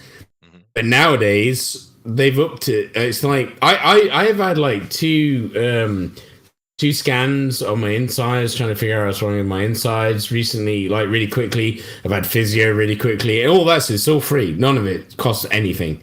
Physio, scans, hospital, anything, casts, whatever. It's all free. Let's say my mum, she had cancer, and she had to go through, operation. I'm not going to go into the full details of it all, but she went through all that. My dad had heart surgery, and none of it costs anything, and they're alive because of it. If they weren't for that, they wouldn't be able to afford it. Right. You know what I mean? It's all paid for by everybody else. Yeah, and yes, it used to be quite bad. So I hear a lot of people going, "Oh, the NHS this and that." Yeah, it used to be bad, but it's not anymore. It's really good now. Well, that's the times you wait is so short. You can go to the hospital and it's quick. You know, if America had a government like Japan's, a competent one, or at least mostly competent. And who clearly has a caring for its citizens and actually tries to keep their lives as simple or as do its job basically. No, I mean, yeah. I would welcome a much more public version of healthcare. Sure. We don't have that here. No, our government is horrendously America corrupt. Sounds scary. If I was ill in America, I'd be worried I was going to die because I couldn't afford to pay. Yeah. But there is I'd be terrified. As far as the various healthcares I've seen around the world, Japan does seem to have it working pretty well. But there are two major problems for America transferring over to something like that. One, the pharmaceutical costs I just mentioned. But two, the fact that here in Japan, doctors make a fraction of what doctors make in America. Because of the pharmaceutical costs here in Japan, medicines are very, very cheap. So a doctor here is certainly maybe a little wealthier than the average person, but not so much. And the point is, you can afford to pay the 30% you're gonna pay, and then taxes covering the rest. You can't translate that into America because the costs are off the chart. Well, there's just too many barriers. You know what scares me, right? So I have to ask. Because I mean, I'm an extreme sports. I surf, I skate, right? So if I broke my wrist in America, what would I have to do? Pay money. Well, yeah, you'd be paying. You go to an ER. Yeah, I broke my wrist. I had broke my wrist in half. Right, it cost me nothing, and I got a cast on it for 12 months. How much would that cost me in America? I will describe to you the exact situation that would happen for you. So first, you would go in, and they would do an X-ray, right? That has to be charged against your health insurance, right? But they have to check and see if the person doing the X-ray is in your network. So let's say that they are, and they're like, "Okay, oh my god, I'm already dead." They're going to do surgery on your arm, right? And they check, and like, okay, the surgeon's going to be covered, so you're going to have to meet your deductible, which is say $3,000, right? So you're going to be charged, $3,000. Possibly for a surgery that costs like $4,000, but then you find out that the anesthesiologist is not in your network, and that they're not going to cover the surgery for the anesthesiologist, and that's another $2,000, right? This hurts me so bad. I'm so sorry for you guys in America. The way for a procedure. So we just had this. My daughter had an ear procedure done where they had to take out her adenoids and put in grommets in her ears, right? Mm-hmm. We had the surgical cost from the ENT covered, but we didn't know that the anesthesiologist was not in network, and we had to pay that out of pocket. What the fuck? Right? Oh my god! So what you're saying, Ben, is it makes me cry. Well, yeah, but what you're saying, Ben, is it is incredibly convoluted and broken to the overpriced, and you're fucked if you're poor. And here's the problem. Here's why we can't fix it. Because me and people like me see that the government got involved and largely broke it, and people like Ben see that the government got involved, so the government should be the one to fix it. No, and it's not. I'm not saying that one's wrong or one's right. No. I'm just saying that's an irreconcilable difference. We cannot both be right. We can't. We just can't. There's no way for both of us to be right in that regard.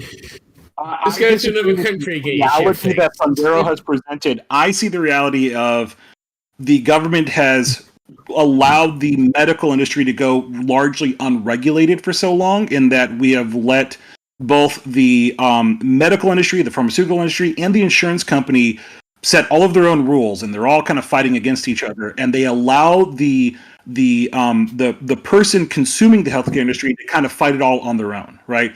So I think the problem is that you want to call it, like government got involved. I don't know what that means, per se. I can tell you exactly what it means. In the 1970s, they started with their massive Medicare programs and Medicaid programs.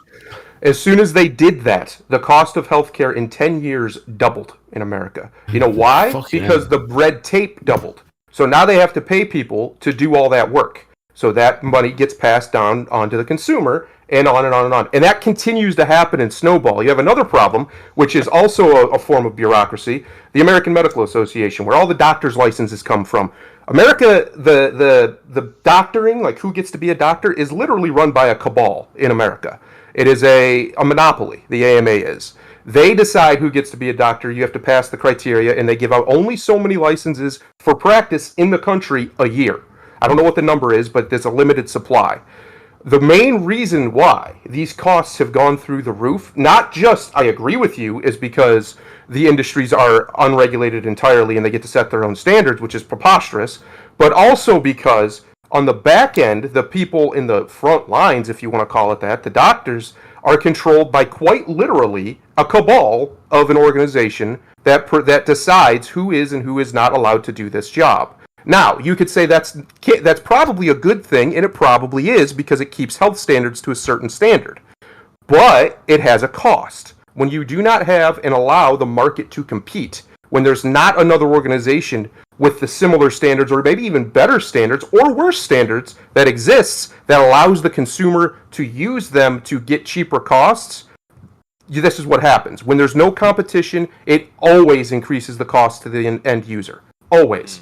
And that's where we're at now. One of the reasons why I can't get good internet where I'm at is because it's monopolized. There's only one real internet company around here. AT&T's trying to break in with fiber, but other than that, it's all one company that's a local company.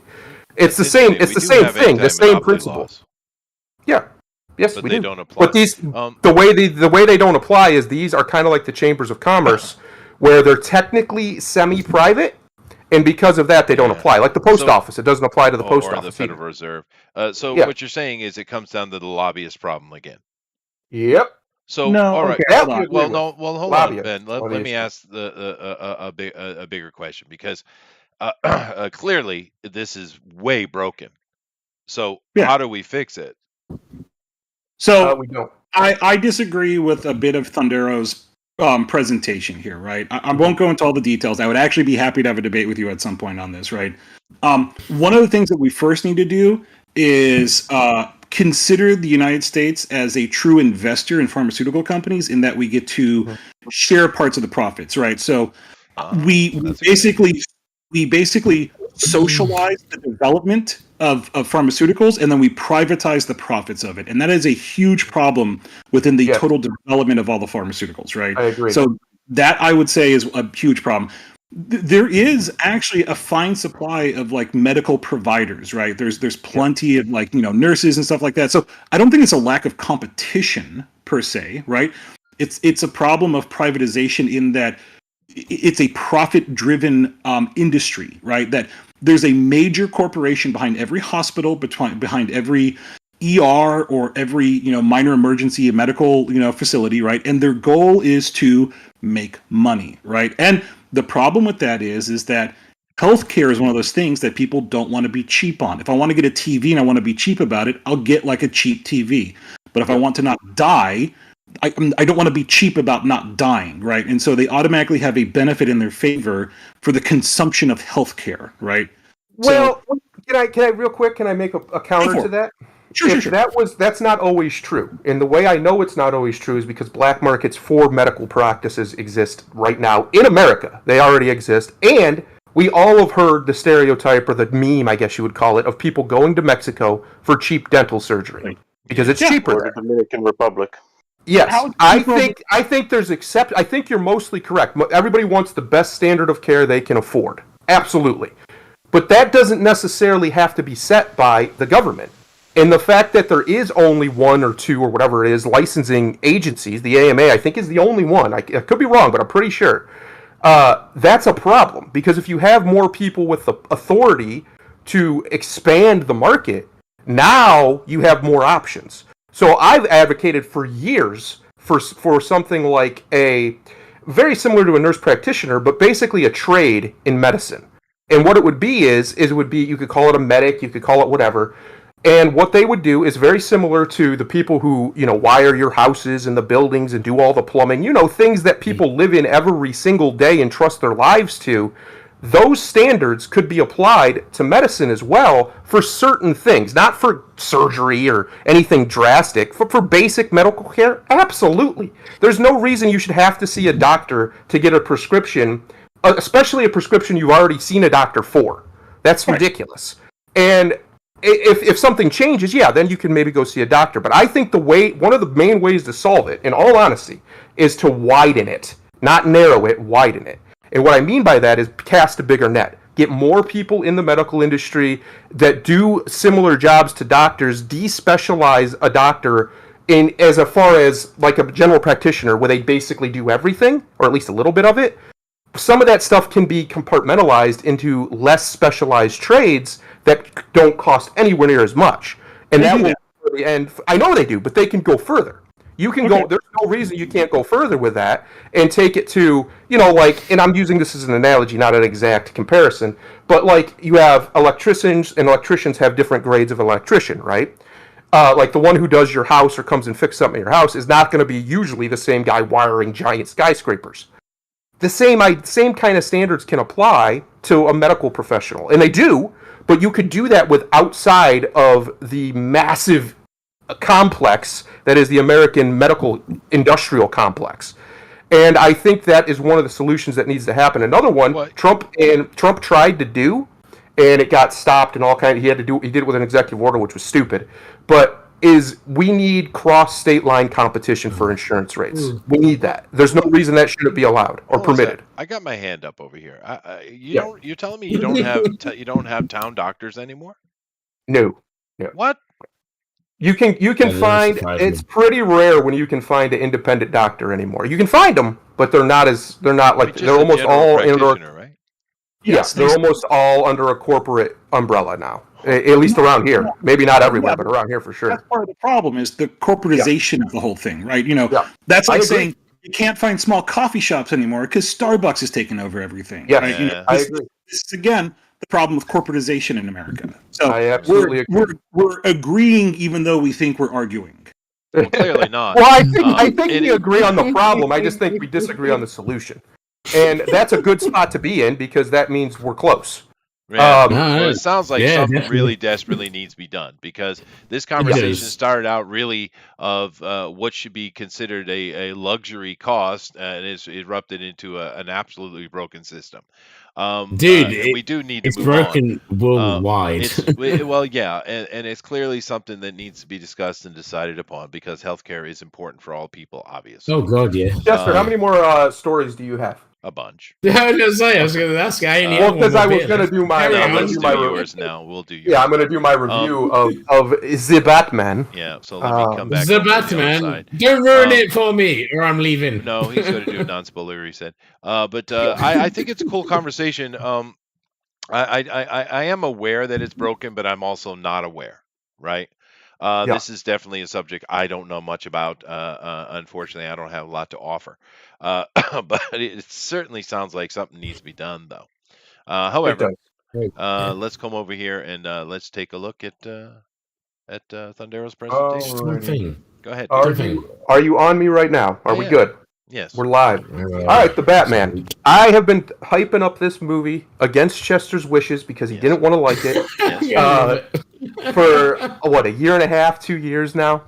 I did go and see it with a group of my friends, and it was literally it was an experience. It's a strong film. And again, Batman by and large has a great batting average as a character in movies, and this continues that legacy.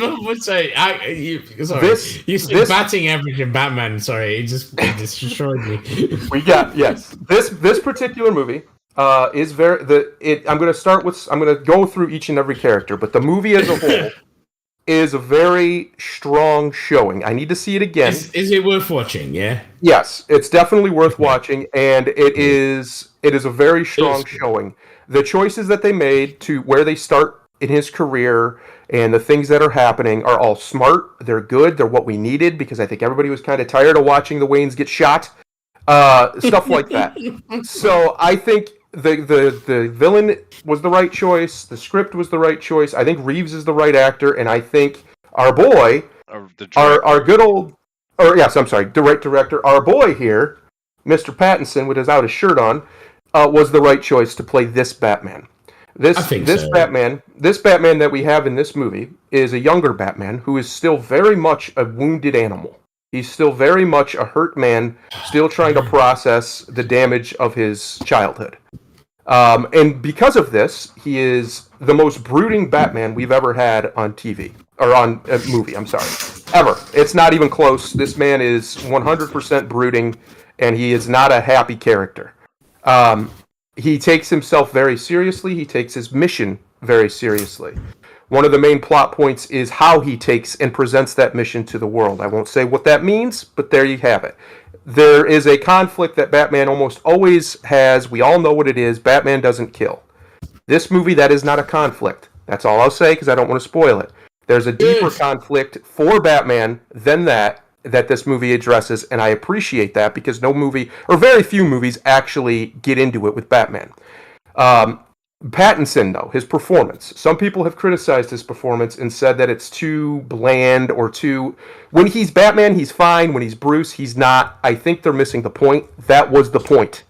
Batman is the mask that he wears so he can feel safe and secure. That's why he wears it. It's almost a weird form of security blanket for him. It allows him to be more of who he is. And the movie literally makes this point. And I think that is one of the reasons why he's a little bit... His acting seems a little awkward when he's playing Bruce, when he's without the cowl. He is a good actor, though.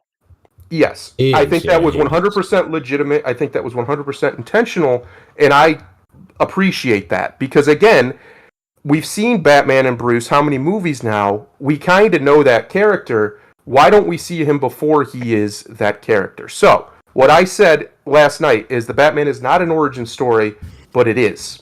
Because it absolutely is an origin story. It's just not the original origin of him as a crime fighter. It's the origin of him as the title of the movie, The Batman. I have a question. Yes. Because you've seen it, right?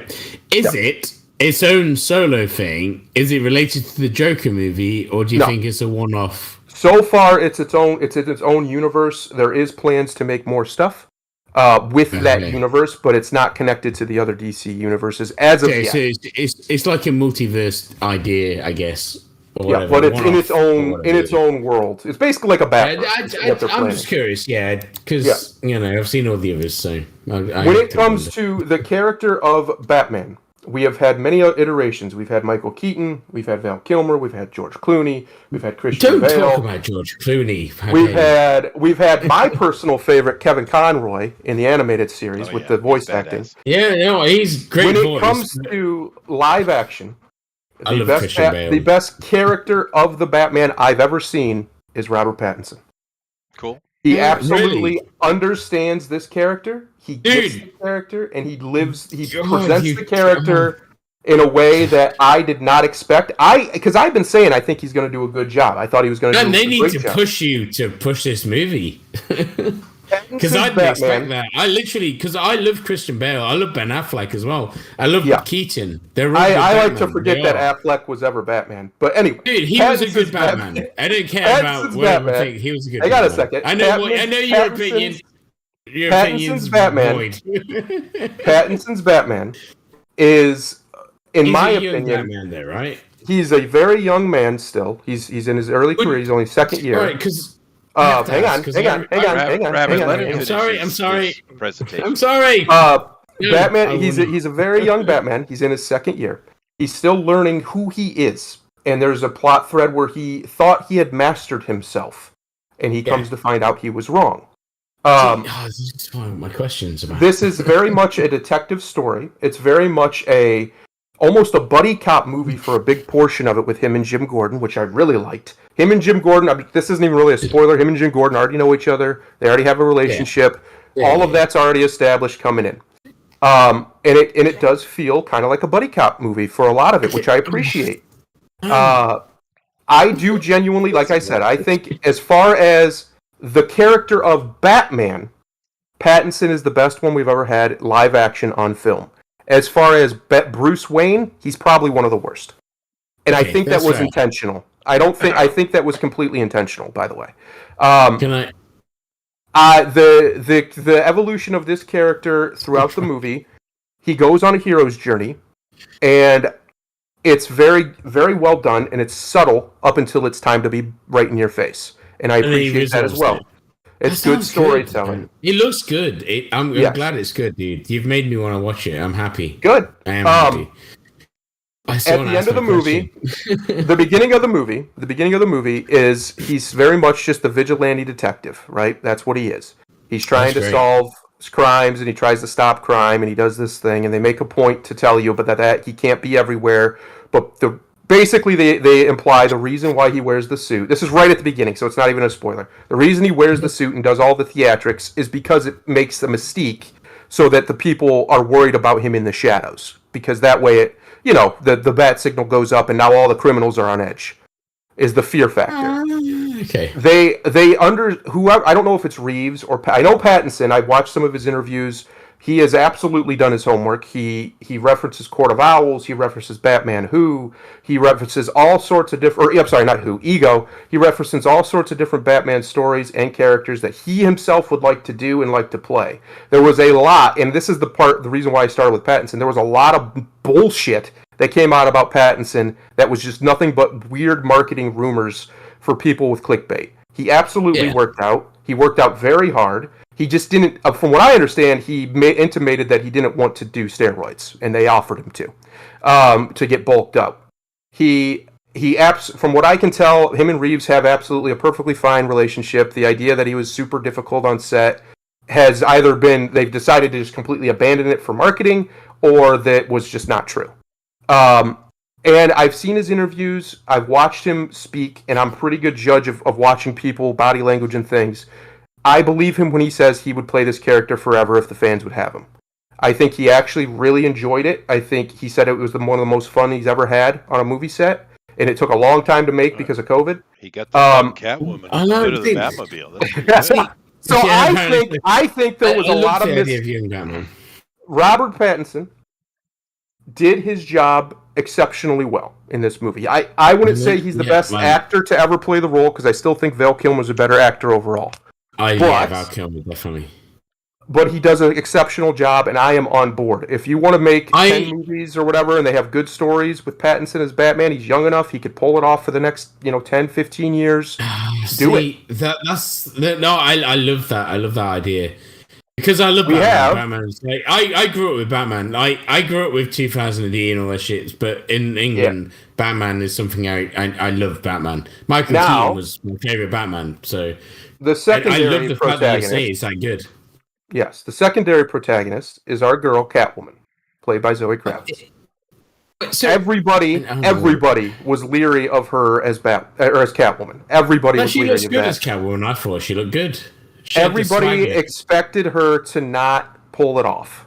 And I'm here to tell you, she's the best performance in the whole movie. Yeah. So she has the swagger and the sexiness, right? Rabbit, Zoe Kravitz, his presentation, dude.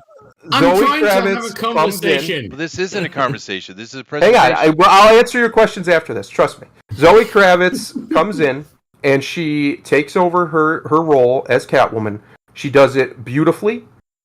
She's sexy. She's powerful. She's intimidating as far as like a woman should be intimidating. And she even made in an interview, she even made a reference to this, that a lot of times when females in movies especially decide to be powerful, they become masculine. And she wanted to show that that's not necessary. She can be powerful and dangerous and intimidating and a force and be feminine. And she does exactly that throughout pretty much all of the movie. There is one scene right near the end where she does a throwaway line about white privilege to Bruce Wayne or Batman, which is hilarious. And whatever. But the rest of the performance, the rest of the movie up until that, this might honestly be the best Catwoman we've ever seen in live action too.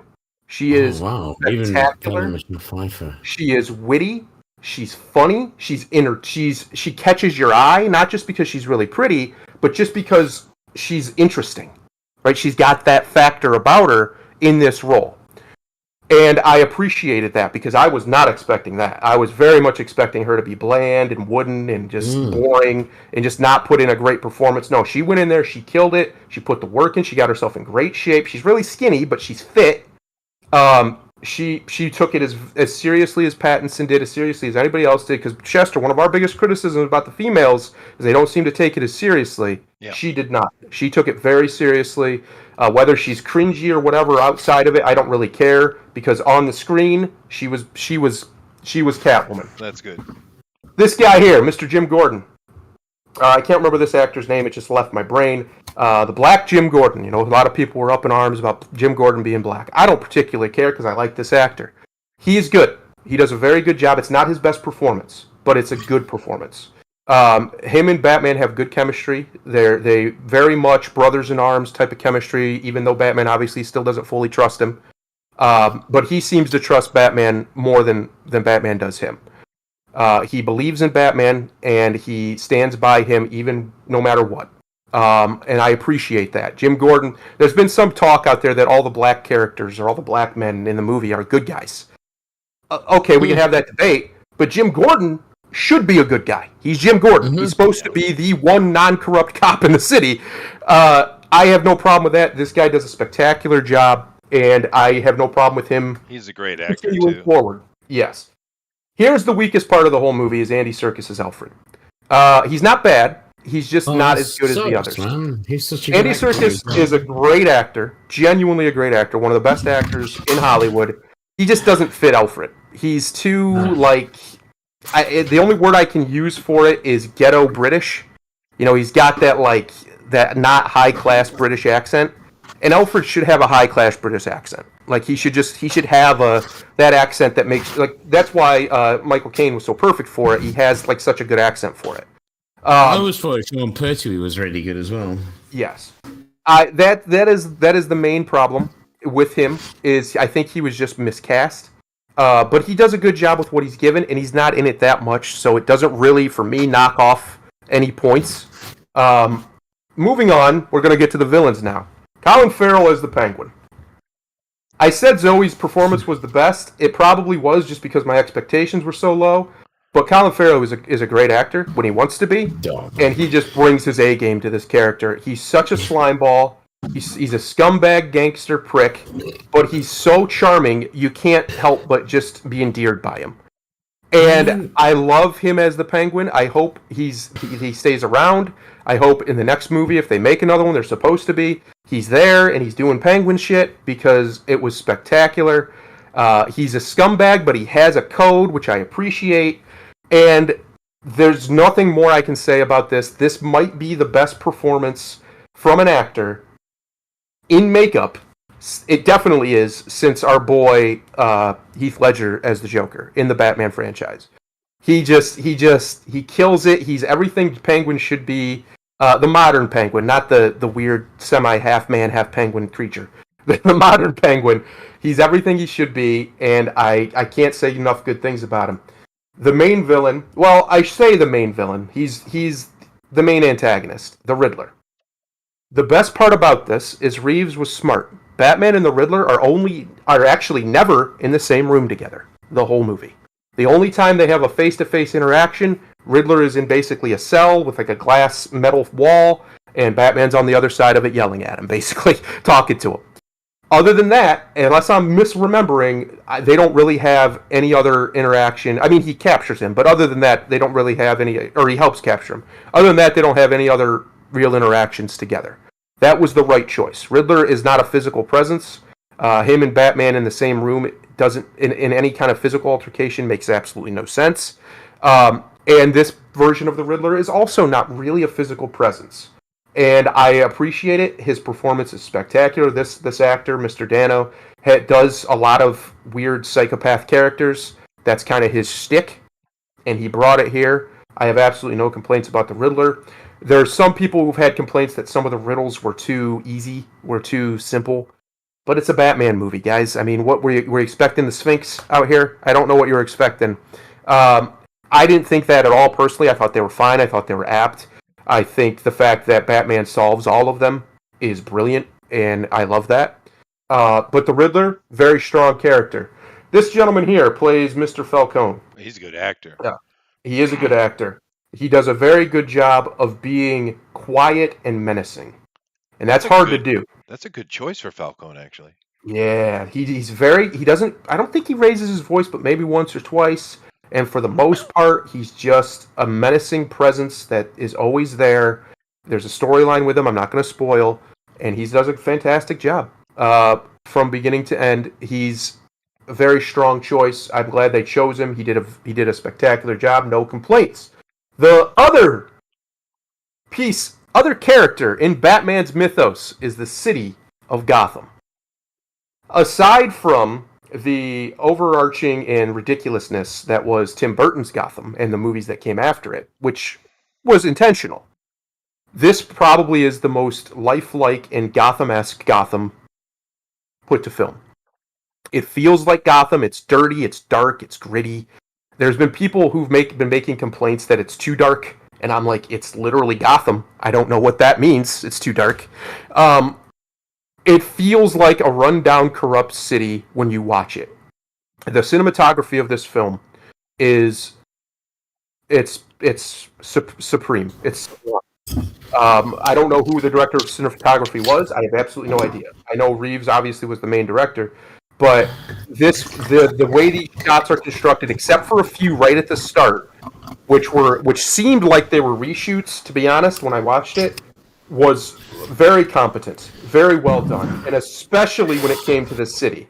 So the streets, the buildings, the atmosphere, the lighting, it just all really feels like Gotham. It gives Batman his shadows he needs to be intimidating, because Pattinson isn't that big of a guy, right? He's not a big hulking beast-like man, but there's still other ways you can make somebody scary, right? Intimidating, give them that menace. And the one way they do that is they play with light and shadow a lot with Pattinson. I loved it. I think this is a very strong interpretation of Gotham City to film, and I really want to see more of it.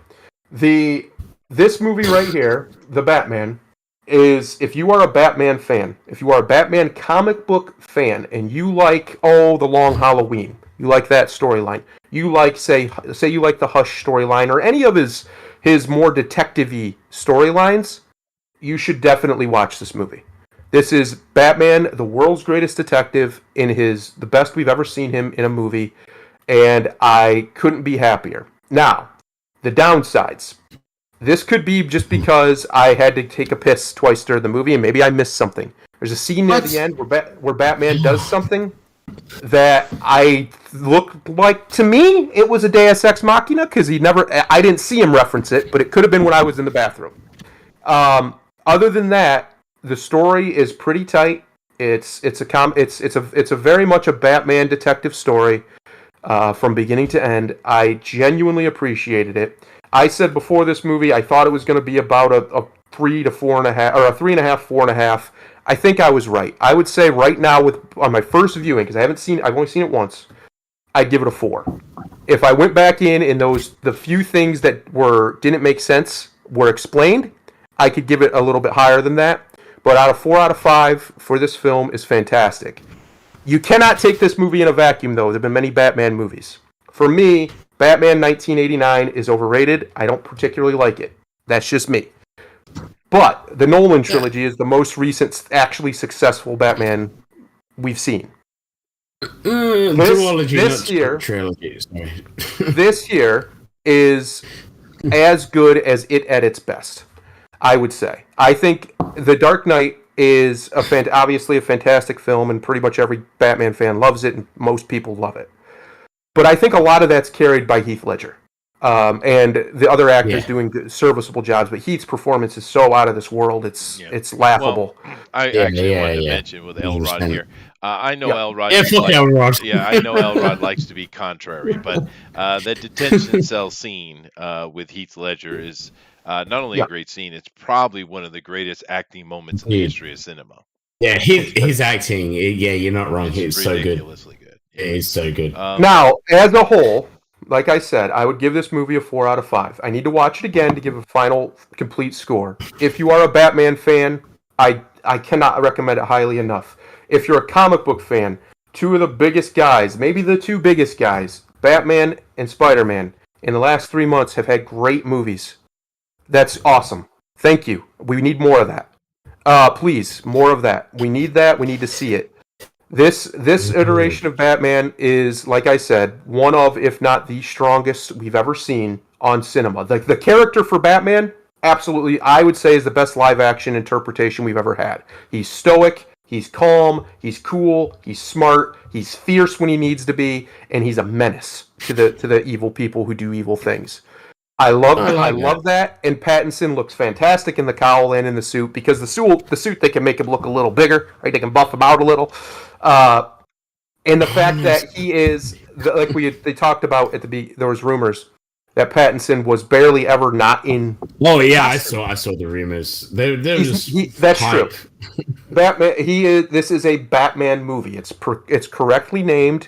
And it is not a movie about. It's not even really a movie about like the Batman world. It's not a movie about Gotham or the Batman universe so much. It's just about him, right? This is his movie. He is the star of the show, and it's his story to tell and be told through his lens. It's from his perspective, pretty much the whole time.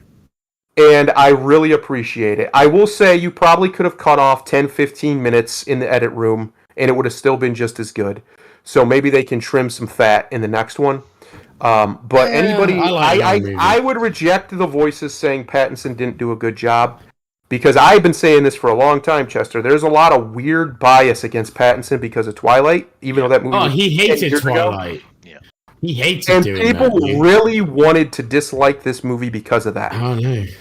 And I was the opposite. I said we got to give him a chance. We give all the other Batman a chance, and some of them worked, some of them didn't. Well, and I never had trouble with Pattinson whatsoever. My problem. No, he's a good actor. Sorry, who was your problem, Chester? Reeves. Reeves. My problem Jar was Jar Abrams' boy. Yeah. There's also people who are saying. There's also people who are saying fucking terrible. Yes. Yeah. Yes. There's also people who are saying that this movie is full is woke at the end and stuff. It's not. I understand why they're saying that. Everything nowadays. I understand why they're saying that. I'm extremely sensitive to it as well, obviously, and as we've seen. But it's not. It's just not. To say that the Batman villains are all white guys. Have you read a Batman comic book? I think. Oh God, is that what people said? Yeah, sorry. Pretty much all of his villains are white guys. So I don't know what we're talking about. It's literally the story. Oh look, there's a Riddler. Oh look, there's a joke. Oh, they're all white because they're all they white are. dudes. Sorry, it's just like it makes me. It's like when you're on about the Valhalla before. It's like, dude, who cares? Fuck off.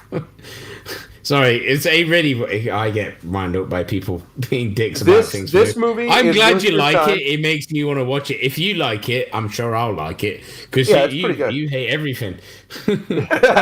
It's worth your time. It's worth your money, in my opinion. If you don't want to support these guys and you don't want to give them money, that's totally cool. I get it. I'm not going to tell you what to do. I'm just saying I think most Batman fans will enjoy this movie because it is probably the best adaptation of the character that's ever been done. That's cool. It kind of like it follows on from Gotham, the TV series as well. Whether you like it or not, it kind of like the idea of that. You know what I mean? Like I like the series, whether you like it or not, but I like the idea of them going from that to like the kid to like kid Batman, and then to eventually to adult Batman. I love the idea of the transition. So it'd be nice to see him play Batman, how he is. I've not seen the movie, but I like what you've told me about it. Going for this, and then eventually maturing, I say, through movies and becoming the adult Batman. That'd be really good. Yeah. Going for the dark brooding to the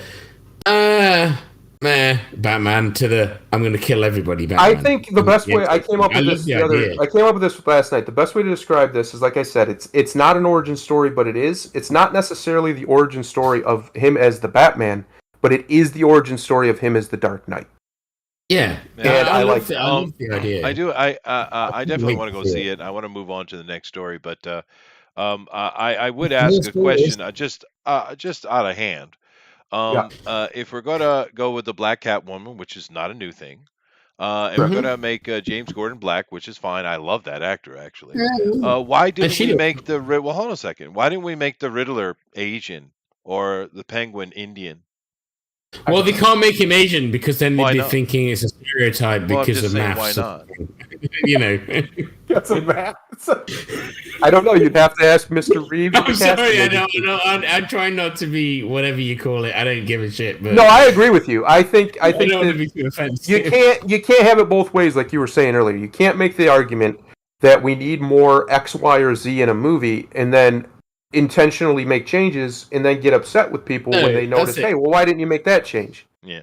I think they should be cast for the role, right? They're either good for the role or they're not, right? Yeah. They're black, they're not black. I don't give a shit. If they're good for the role, okay, that's cool. Well, that's cool. Let me move on, though, because we're really barren on time here.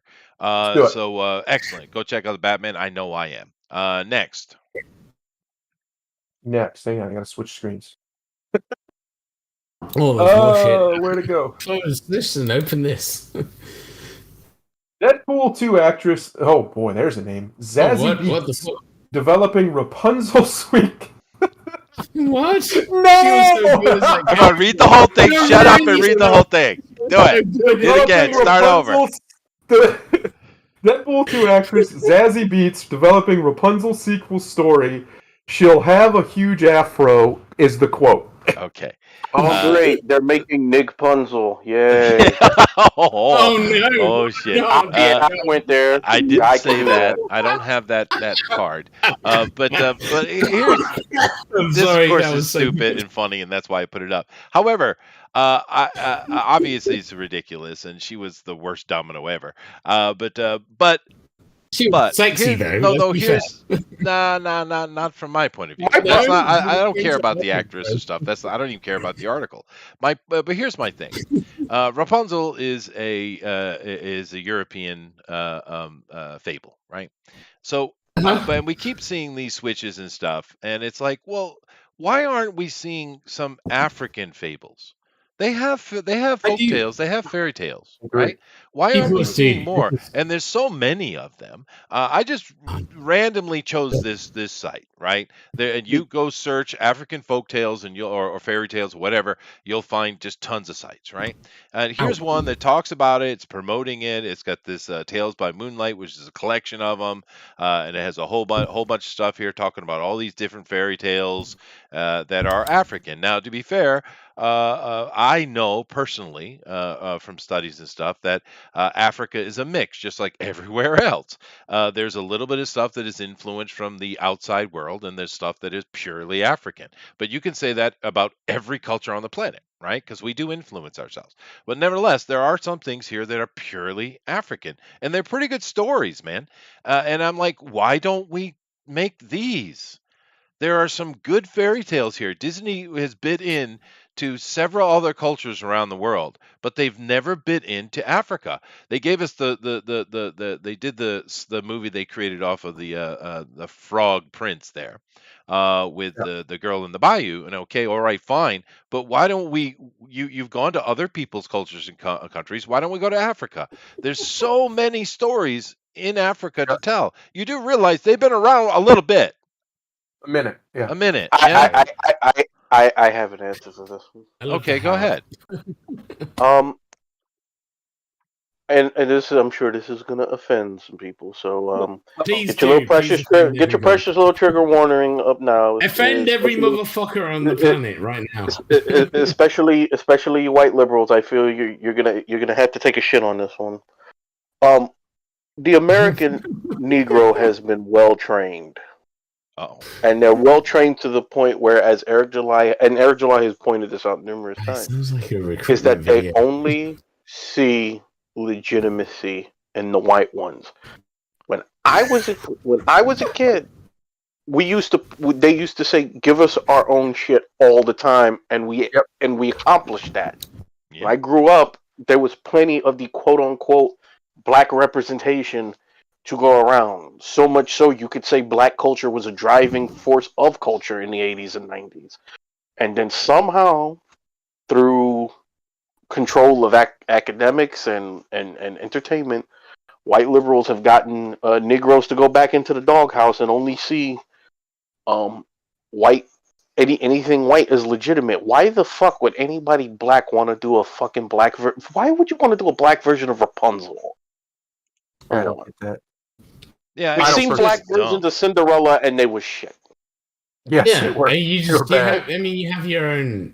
I don't get it either. It's just Well, it's them. it's just It's weird. all about I trying to mean- make. Well, here's themselves the weird. look Here's cool, even if right? you don't go to It's Africa, stupid. even if you don't go to Africa, Black Americans have all kinds of folk heroes. Why don't we ever get stuff about them? Why Because is they it don't care, always because it's not white recycled enough to European be ones? popular, right? It is Sorry, weird. it just makes And me I've, angry. I've heard a bunch of complaint out of black voices in America saying why, I've heard this many times, and I can only try to understand it, but they basically saying why do we always get the hand-me-downs? Yeah, right. So it's not- the worst thing for me was when they tried to redo Superman as a black Superman, and they're like, "But there are other black characters that There are are, Superman, yeah. but not Why don't Superman." we tell their So story? why aren't you doing them instead of race changing it? I don't know But they why don't we don't care, have a because they're Vixen still movie. trying to make Vixen's money, freaking right? awesome, dude. It's Yeah. all But about then- money. They don't give a shit. I mean, they could make a whole movie about Cyborg in DC, but they don't care. It's just money. That's all it's all about. They don't But care it's also about that. it's the same it's the same remakes of tales that's been told 20 times before. It's like, I mean, and they don't do this with any lore. Like, you're not gonna see freaking a Genghis Khan movie starring Idris Elba as fucking Genghis Khan. I would watch that though. I'd watch the would, hell out yeah. of I that. might that watch too. that. Yeah, I might watch that. That'd be Like, cool. you're not gonna Especially see 'cause- you're not gonna see a remake of Rasputin starring Jamie Foxx. It's like, I mean, Mm, You got some ideas. They might need to hire you. Well, don't give. No, I'm not about yeah, to get give this guy his a- ideas. Yeah, but I mean, No, you're not wrong. You're not wrong yeah, at all. man. I for me, I it's just don't get it. personally, you keep rehashing stuff and doing stuff, and of course, Hollywood is racist. well, Let's be but- honest. well, there is racism involved, of course. But it's also, it's not like we can't get some things that be changed, gender swap, race swap, that couldn't be good. I mean, we've seen them. I just don't understand why they're completely ignoring, because it seems to be all about the black African these days. So I'm just saying that why don't we go to the source, dude? Because they don't care, man. Because it's not popular. People don't already know it. It's all about what people know, and all people know around in Hollywood is Marvel or DC. So they're just focusing on the character. It's all about money. It's incredibly lazy because I mean, but it's also It is. remakes that was done a million times. And let's be honest, most of the remakes of the white tales with white people weren't good. So it's like, Yeah, no, it's true. Yeah, I mean, I've seen a lot of movies from when I was younger, from like 80s, 90s, 2000s. Been very mixed race. A lot of stuff. I mean, go back to fucking like early Wesley Snipes movies. I love that shit. And other stuff. I mean, there's a lot of like black folk movies I liked. You don't get that shit anymore because No, it's it doesn't weird. make money. Yeah. But when they do Hold on, do it, they but- make a big deal out of it. I got an idea for a reboot they can have. I'm pretty sure Disney will just jump at the shot at this. We can remake Yeah. Song of the South with Larry the Cable Guy as Uncle Remus. I love it. It's unfortunate that movie gets so much hate because it's a great movie. I know, but Ben, do you have an opinion on this? Yeah, and speaking on behalf of the bleeding heart liberals here, I'm not going to disagree with you, right? And I think what you're talking about is actually a bigger problem than what you're presenting, Yeah. and in that Hollywood has run out of ideas and they only feel confident in doing pre-established IPs. This is how we end up getting a Total Recall remake that we didn't need, a Ghostbusters remake that we didn't need, a RoboCop reboot that we didn't need. Don't talk about the RoboCop remake. It makes me hurt inside. yeah. Only the same. Is Oh, that it's so bad. we've lost the ability for, and it comes down to the mid-market movie.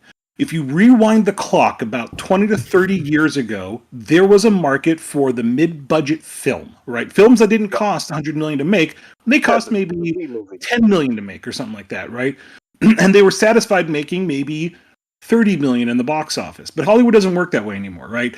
You got to be making a movie for around 100 to 200 million, hoping to make 400 to 500 million back or more, right? And that's the problem with Hollywood right now. And for that amount of money, they're not going to risk it on non-established IPs that people might not understand and might not go to. So that's how we end up getting all this stuff rechurned over and over again.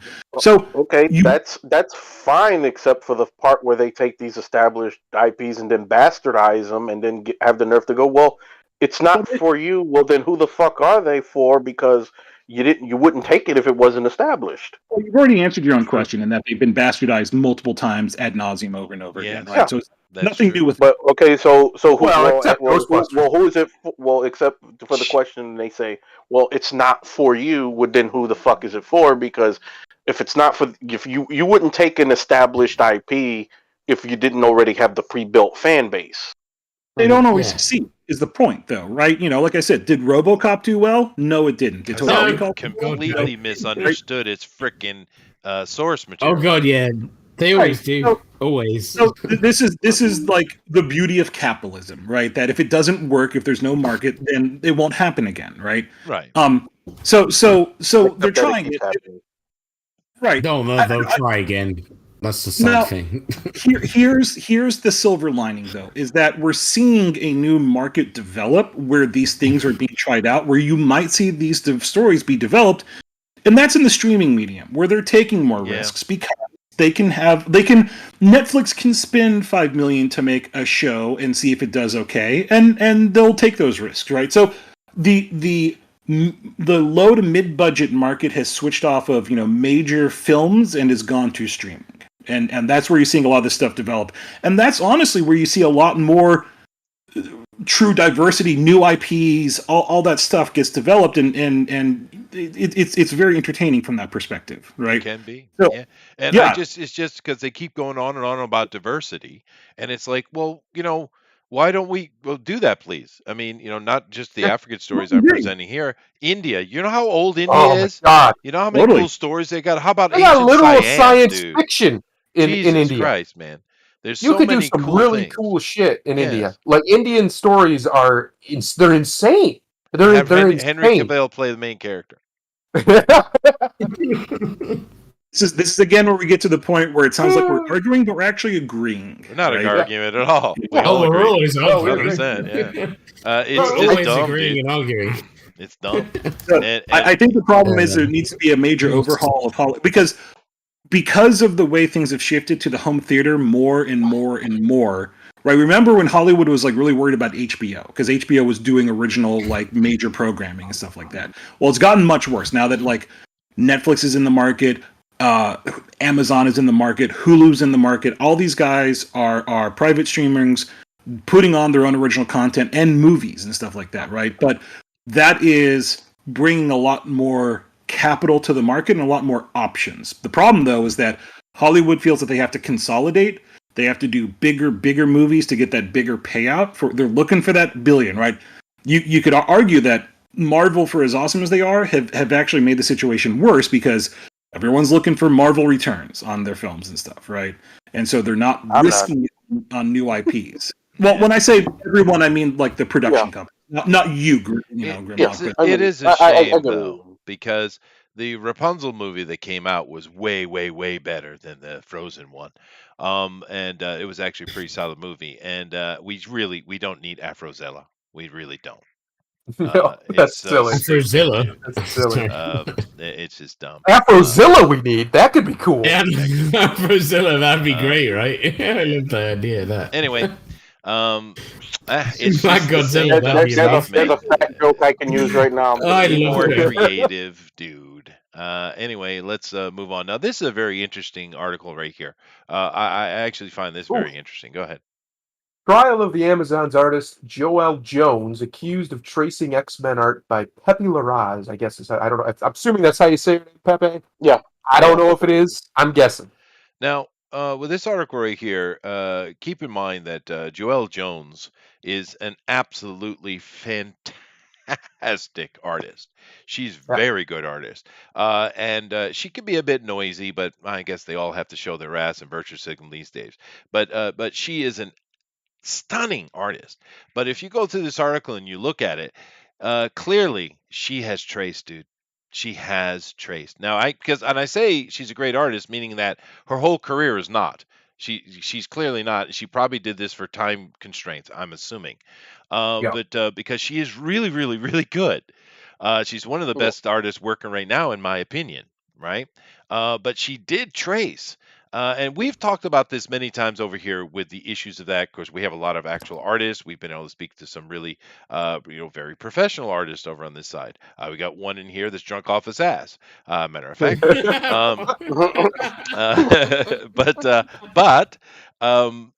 What do you guys think about this? Because you go through the article, she clearly did trace. She did trace. She did it. Yeah. So, dude, you should never trace. No, never. And I know artists get pissed off about it, but what do you think about this? Because she doesn't need to. She's badass, dude. So why did she then? Go ahead, dude. I'm gonna say, yeah, it's not a good look, especially somebody the caliber of her. I mean, I would like to know the circumstances as to why, but I will say this: if they're gonna be upset about this, then we need to have a real long sit-down chat with Greg Land. Yeah, a lot of people, dude. A lot of people. Yeah, yeah, but he's at the top of the list because I mean, at least she didn't go to Adam and Eve to trace hers. I understand homage, right? Because you can homage something, right?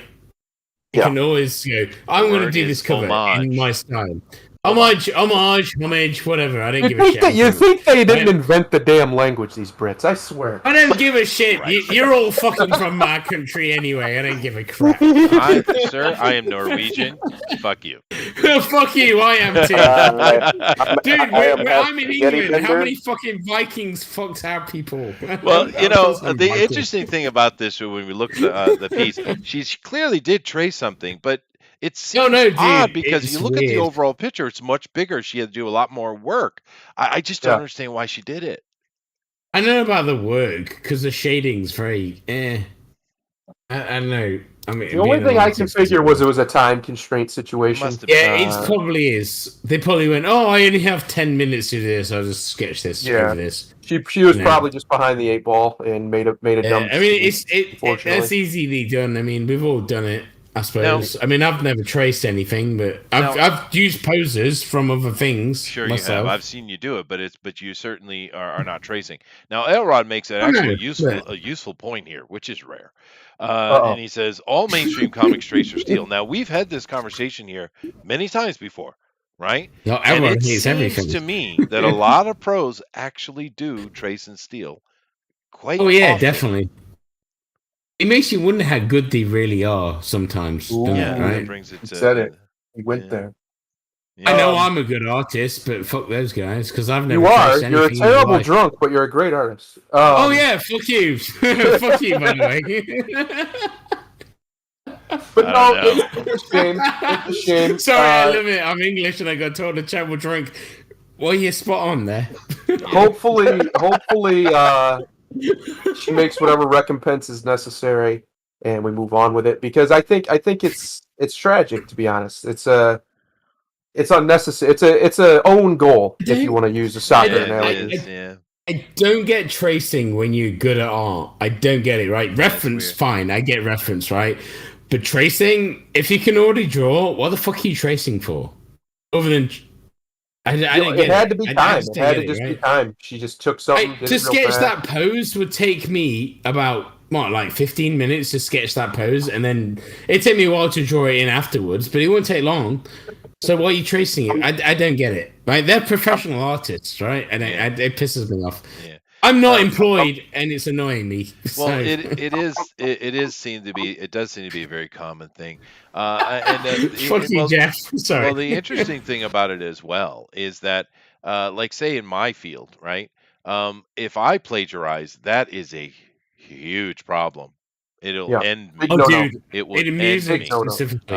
Now, but they seem to be able to just kind of shrug it off and move on. You can't do that in music. You can't. If you copy a riff, as you know, Chester, if you copy anything musical, that's it. You're fucked. Copyright. We'll have you. And folks, for all it you is a lot of money absolutely as well. horrible humans who like Ed Sheeran, just understand he's one of the biggest hack stealers in music today. Ed Sheeran could go. Sheeran just gets I would love sideswiped out to of see Ed nowhere. Sheeran get decapitated. That guy Okay, could go so fuck himself.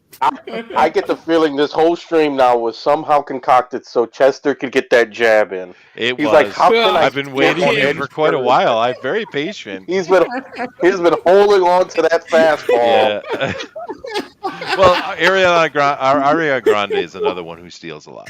Oh yeah, she can That's fuck herself as that's well. because the problem with her, with the problems with so many other production pop stars nowadays, is that they're basically going to like the same 5 fucking producers, and they all steal from each other. It's true. Oh god, dude! Oh, I hate pop music. But I mean, Ed Sheeran is much worse, dude. He steals from like Marvin Gaye. He can go straight dude, to oh hell. my god, and he follows the scene as well. So he's like, "Oh, do this and I'll do this and do this." Dude, that's not a musician. That's a dickhead trying to make money in music.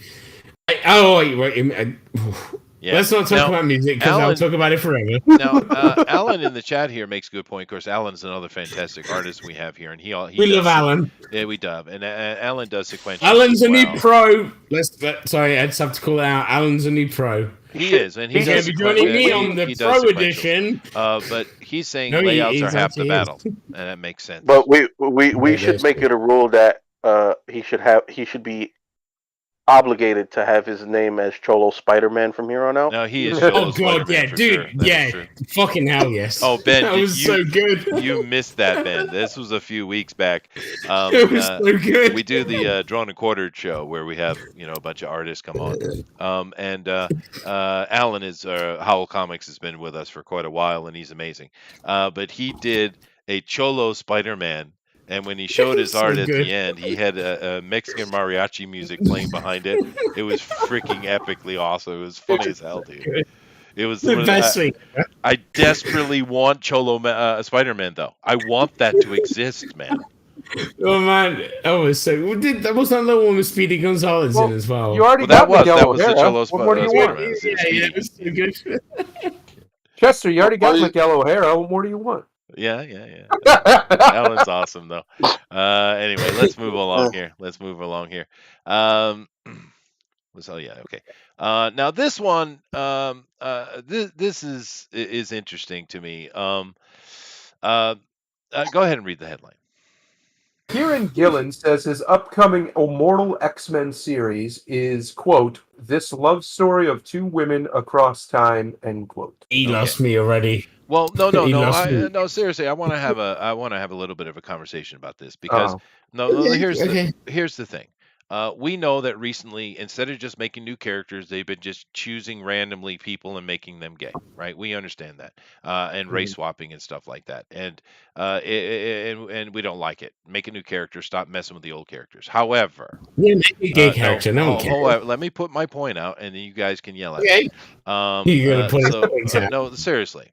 Now, I've been reading comics for a very long time. When they came out with the new X-Men in the 80s, and of course we got Mystique and of course Destiny as well involved in it. There's never been any kind of even hint of any kind of relationship between those two. Matter of fact, both of them have had kids through other men, right? There's never been any connection whatsoever of them being lesbian lovers ever. And keep in mind, these are also very, very monstrous villain people. Destiny and Mystique are not good people. They are bad. They are really, really bad. They're murderers, right? But here recently with Hickman, Jonathan Hickman's run, and I'm a little biased toward Hickman. I don't know. It works though. Having it that their entire time they've been together for such a long time that they have always had this love affair behind the scenes. I know it's just as dumb as some of the other, making this character gay or that character gay. But for some reason, for me, with Mystique and Destiny, it just kind of works. Now you can yell at me now. No, I don't care. I don't know who Destiny is. I know who Mystique is. She's that weird blue alien. Well, they're horrible villains. They're Brotherhood of Evil Mutants is what they are. Fuck them then. It works for me with the way Hickman put it out.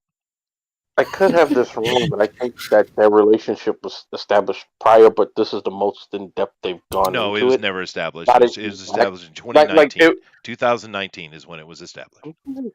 I could be wrong, but I'm sure it was before. There was some No, it mention definitely of that was before. not, dude. Yeah, I guarantee it. I am actually a little bit of an aficionado on the X-Men. A little bit. Yeah. I am not. I played the arcade game. That's about as much as you get.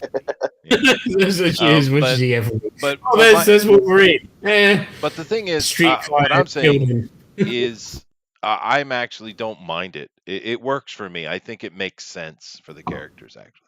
But Mystique's one of the biggest hoes in Marvel, so it kind of She is, and so is the Destiny is to a point as well.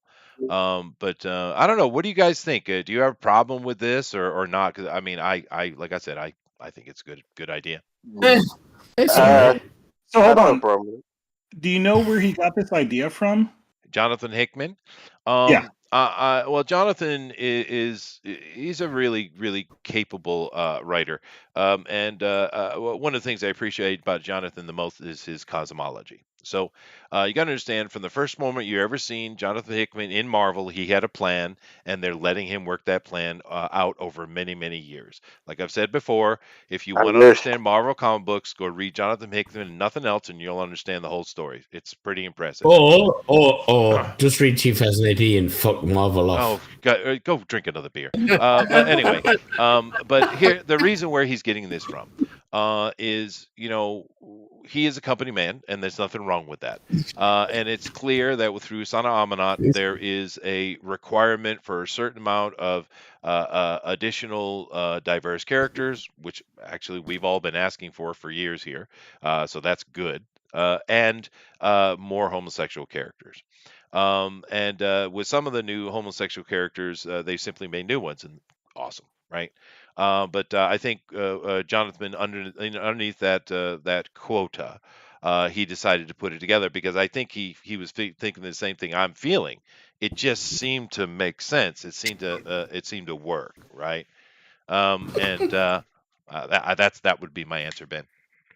So that's incorrect. And the answer is that Chris Claremont back in 1980 had intended them to be lovers back in the Uncanny X-Men, but he couldn't because the comic book code at the time disallowed you from having homosexual characters on the pages. He's on record as saying as much back in 2006. Oh, okay, good. I'm glad you know that. So my point being is that this was actually intended by the creator 40 years ago of the of the Uncanny X-Men run at that time. So Claremont? I was right. What? Claremont when I said was going to make Mystique gay? Really? Have you ever spoken? Have you ever listened to Claremont speak? Are you sure about that? Yeah, I've heard some. Claremont is pretty hardcore dude. Did you read X-Men Forever? No, but my point being is that this isn't something new. Like, if Chris Claremont had this idea, I think it's just Hickman bringing it to fruition in a time in which it could be brought to fruition, where in the 1980s, like I think it was like the 1981 run, they couldn't due to the comic book code, right? So that also gives us insight into like gay rights, right? Because we couldn't have gay characters 29 years ago in comic books. Yeah, but right? we did though. We did have gay characters. We absolutely did. Sure. No, we couldn't. I don't understand. Like, no. You couldn't. Probably said during the comics book code. Yeah, but Marvel itself is a creation with Stan Lee and Ditko and Kirby is a renouncing of the code. Marvel itself was a stepping out and say we're not following that anymore. We're doing our own thing. The whole inception of Marvel is about that. I have a question, right? So it's an analogy. Right? Have you watched? Sorry, but you know The Boys, right? Obviously, yeah. Garth Ennis. But have you watched Diabolical, the animated version of it? No, I refuse to watch that shit. It's actually really good. I thought it was going to be really bad, and I watched it. I was like, "Holy shit, this is really funny." I don't need The Boys, but I like the idea because it bastardize the whole American comic hero. Yeah, to me, that's great. The whole British invasion. But okay, fine. Yay!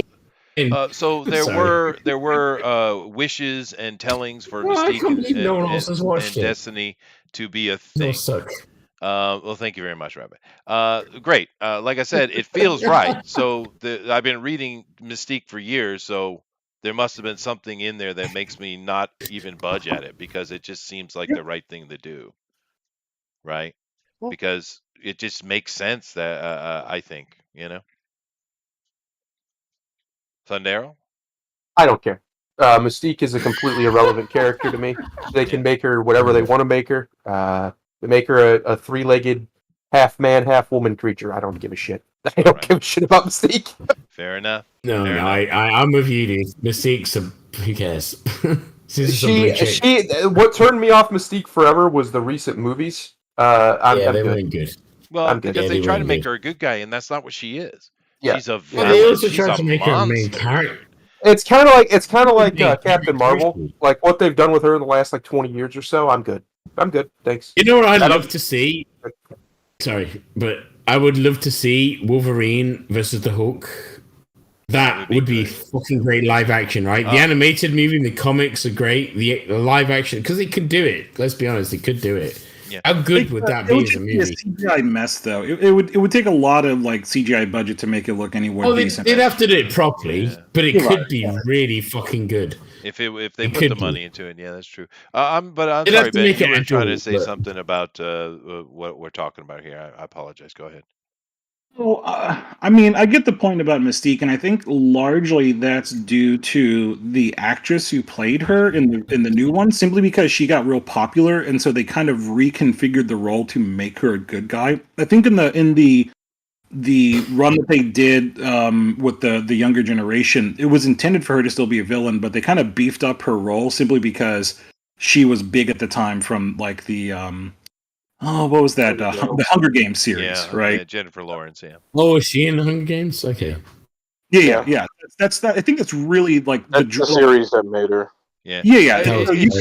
Terrible films. You're right. I understand why they did it. I completely understand why they did it, but it was a mistake because Mystique is a really good villain that you could have used in a heart. Okay, I have to ask you, Chester. What's your favorite X-Men movie that they've done? Out of all the movies they've done, X-Men, right? So they've done the first stuff, the old stuff, Deadpool movies. Yeah, there's a bunch of them, right? Logan. We got our best Colossus. Well, okay, Logan doesn't count because it's more of a Nazi movie. What do you and mean really it doesn't good. count? Okay. You asked me what's the best freaking X-Men movie. No, but Logan, right? I understand, right? Logan's a really fucking good movie, but it's a good movie. It's not. Well, if I'm not allowed to pick the good movie, ones, then I'll say Deadpool. Right, because I get it, because Logan is a good movie, but it's a good movie. It's a good movie even if it wasn't an X-Men movie. That's what I mean. So Ben, did you feel that breeze go by the left ear? Did you feel that? Yeah. Fucking X-Men. Yeah. There hasn't been a good X-Men movie since the animated movies back in the years ago. I can't. No, I'm joking. Deadpool was a lot of fun. Dude, Logan was a good movie. It was a good movie. The first one was a lot of fun. Yeah. I like what's the movie when they did the young. I can't remember what it's called. The New Mutants. That was a mess too. Yeah. That was really good. And it's unfortunate when they messed up with that because clearly, if you're a comic book guy and you're watching the New Mutant movie, it's clearly they were looking to introduce Mr. Sinister, who's sitting on your screen right now. Because they clearly were doing that, and I would, Mr. Sinister, that'd be cool. But it's a teen I love you drama. It's just. I think he was talking about. I mean, Marvel are going to do something with it, right? Because the last X-Men movies were so bad. Which one did you think he was talking about, Ben? I think he was talking. Were you talking about X-Men First Class, the one with? That was a good movie. That was a really good movie. It has Kevin Bacon. It has no choice but to be good. It didn't even matter if it was X-Men. It was a good movie. Yeah. But no, that was a good movie. Yeah, it really was. The New Mutants was disappointing. It's not a bad movie actually, but it could have been so much more if they just got away from the teeny bopper love story crap. They need to add more Deadpool in it, I think. Yeah. Well, Deadpool's awesome. Did any of you guys see the New Mutants? Style of filming is what I mean. Like the way they film that. I get you. Did any of you guys see the New Mutants? Anybody? Just me? I did. Nope. Yeah, No, sorry, it was all right. it's all right. That's It, all it we'll just get could have from been me. a It was lot all right. better, dude. It could have been a lot better. It's better than a lot of Marvel bullshit. That And why I've did seen they make recently. Helia such a bitch anyway? I want to know why they still make Marvel movies, but who knows? Well, of course, it's a mystery to me. Why don't you change to whiskey? Yeah. Dude, to be fair, I'm really Steve looking forward to the Doctor Strange movie. That movie looks really good. It does. does. I'm yeah, looking yeah. forward. That looks really fucking good. What was your take on the New Mutants? You asking me? Yeah, you're the only one who said you saw it. sorry. Sorry. I thought it was decent. I think part of the problem is that the format they chose to go for kind of constrained them in that it was like making it like a quasi horror film. Yeah, they should have bit into that, huh? Yeah, they could have played into that more. That they were trying to have it both ways. And the reality is, if you do a mashup movie well, it can be awesome. So, like for instance, Predator is a mashup movie where it's an action movie and a horror movie done together, right? Where you start off as like a generic, like Arnold Schwarzenegger, like shoot 'em up like Commando, but everything switches to horror mode the moment like the Predator shows up, right? So mashup movies can be awesome, and I like the idea of a superhero mashup movie. And when it seemed like they were going to do that, I was like really interested. But the film actually kind of backs away from that, and I think that they really should have embraced it a lot more. And I think it would have been a lot more interesting had they done that. Yeah, no, I agree 100%. Trailers presented it like that was what they were going to do, and I was on board with it. But when I actually saw the film, you're not wrong. I have a feeling those reshoots, they did extensive reshooting on it a couple times. That movie went through production hell. I have a feeling that they cut a lot of the horror out of it, dude. Yeah, but I mean, that's like Aliens, right? If you go back to Aliens, there's a lot of horror, right? And suspense in Aliens, but there's a lot of stuff they cut out of that as well. Well, I think like Predator and Aliens, they've still got the same kind of vibe to him. I love that horror vibe meets action. Hollywood fears the rated R logo because they feel that's going to be a drop in their profits, right? Sure. So Deadpool's a great example of, no, we know that, right? But Hollywood, like they're making a formula, right? And the formula is what's the most amount of attendance that we get, and it's the magic PG-13 rating that they always try to go for, right? Not sorry, true. I'm not laughing at you. I'm laughing at the how. I'm not laughing at you. Sorry. I'm sorry. No, you're good. You're good. I take no offense. But the point being is that like Deadpool proved the formula wrong, right? It's a hard R. It's hard a R. very, Very hard R. Yeah. Right? The first time I saw that film and Deadpool like grabs Colossus's crotch and he's like, Father Stevenson? It's so good. Lost my shit. It was although we could have done without the sodomy. So good. No, I love that shit, man. That's so needed the funny. sodomy. No, dude, that makes it fucking funnier. That's why it's so good. I never really found sodomy to be funny. No, dude, it's the storytelling that made it so good. It's like, no, it's so good. Deadpool's awesome. I get it. The point being is that the only reason we got Logan is because of Deadpool. And Logan ended up being the most profitable, quote-unquote, X-Men film, right? Yeah. Because it went for a harder R, right? So I think there's a lot of lessons to be learned from Hollywood about how we consume this media, right? It's true. And I think they need to realize who watched it and read it and what they're trying to appeal to. I think there's a massively untapped market that they've ignored and in many instances intentionally belittled, I would say. And I guess disenfranchised is not the right word. I'm looking for a word, but they've intentionally almost segregated away.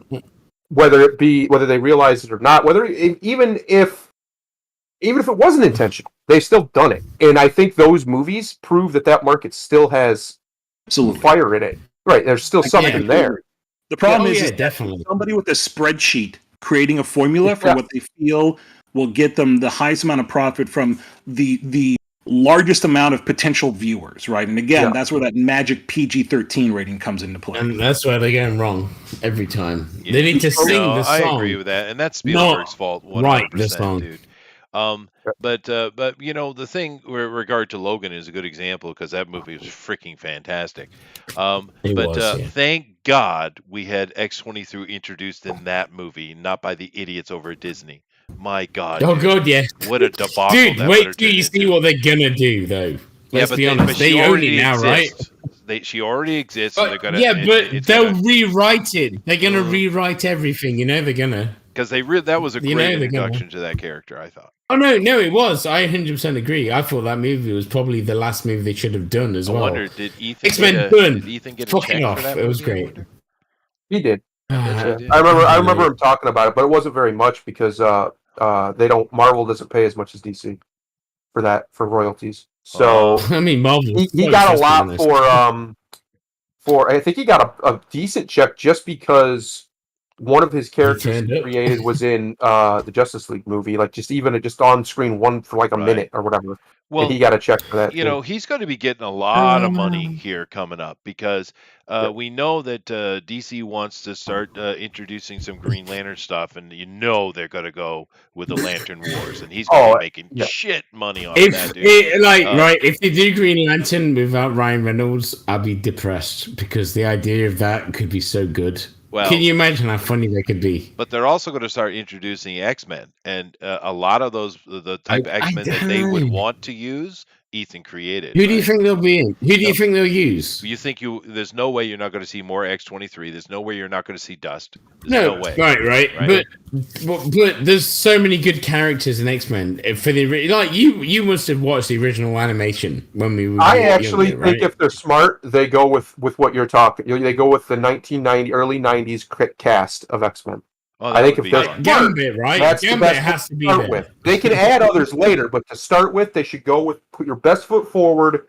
That run right there, which was based largely off of Claremont, is probably the most well known in the mainstream of what the X-Men are. But we know right well all the stuff we're seeing, the hints we're seeing. We're looking at Bendis's runs. And we're looking at more modern stuff, the Rebirth stuff. Where's Booster? We need Booster in here to scream Bendis for us because Booster, they're taking me back to fucking anguished agony. Scream out the name Bendis, please, Ben. Do it. That was weak. It should be like Bendis. Scream out with anguished agony. There's a lot of descriptors in there that I got to try and figure out. That's fair. That is fair. Imagine getting yourself. All the anger. All the anger. Anyway, let's move on here because I do have another couple things I want to get to. I'm going long today, but I don't care. Who cares? Who cares? But here's the thing. What I wanted to put about this story, and I'm not getting any pushback, so good. I rather like the idea of Mystique and Destiny being a couple. I think it works. I think it makes sense. And I just waiting to see what kind of monstrous, horrible, evil shit they do next.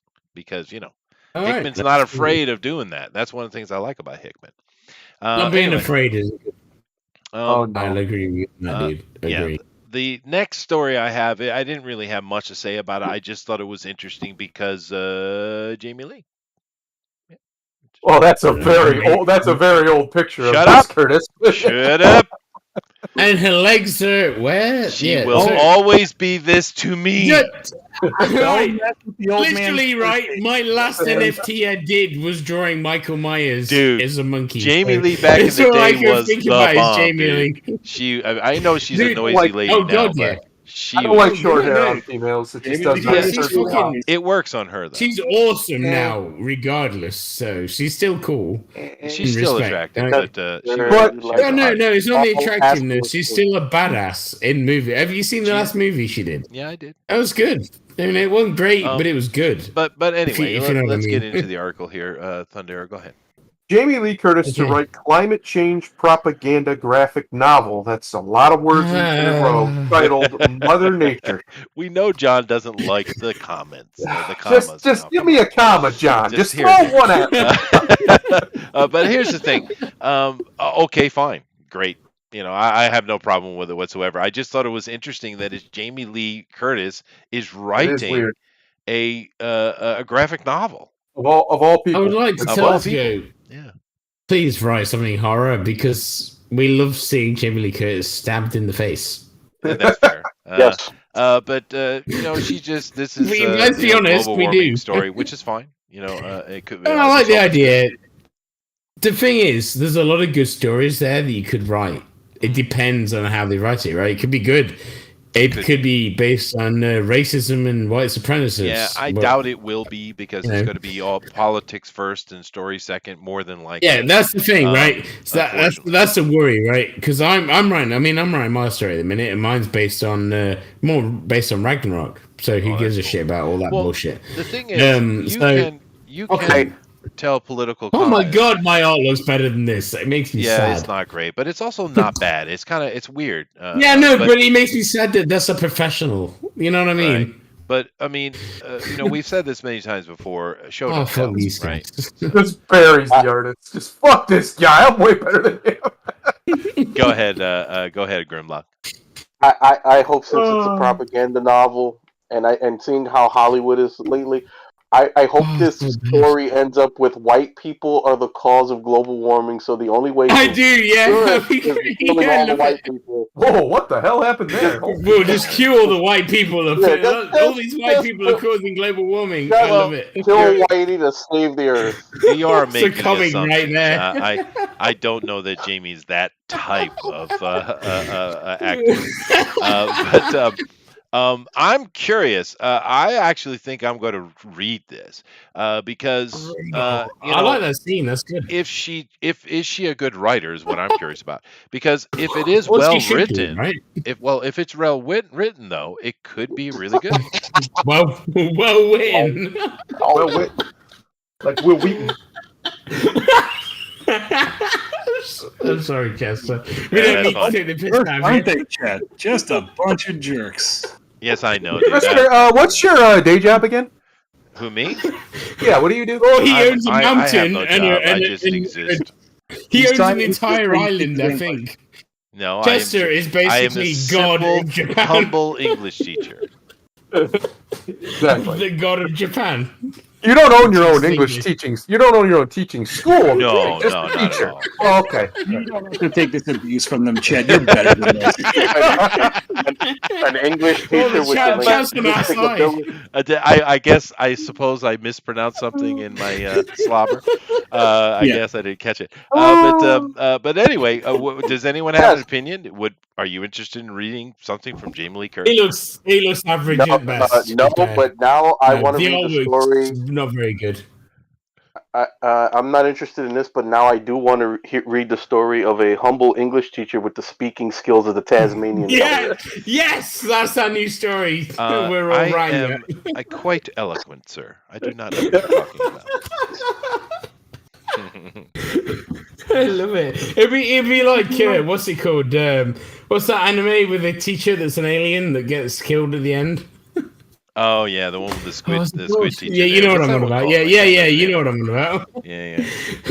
But anyway, I just kill Chester. Yeah, I just put it up because it's weird, and it's just weird. They're always weird as well. I don't know. It's not good, but it's also not bad. I don't know. But I mean, no, but the always looks like it's traced. You guys go ahead and chastise me and make fun of me all you want. I'm going to look at Jamie. We'll always take piss out of you, Chester. That's what we do. Mm-hmm. Seriously, though, people look like they've been drawn around and then shaded in and then redrawn afterwards. Like to me, that's what it looks Chester, like. I need you to explain to me, what about this woman sets you off? Tell me. Dude, there we go. That's the question. I will break your bones if you get between me and Jamie Lee Curtis. Just understand.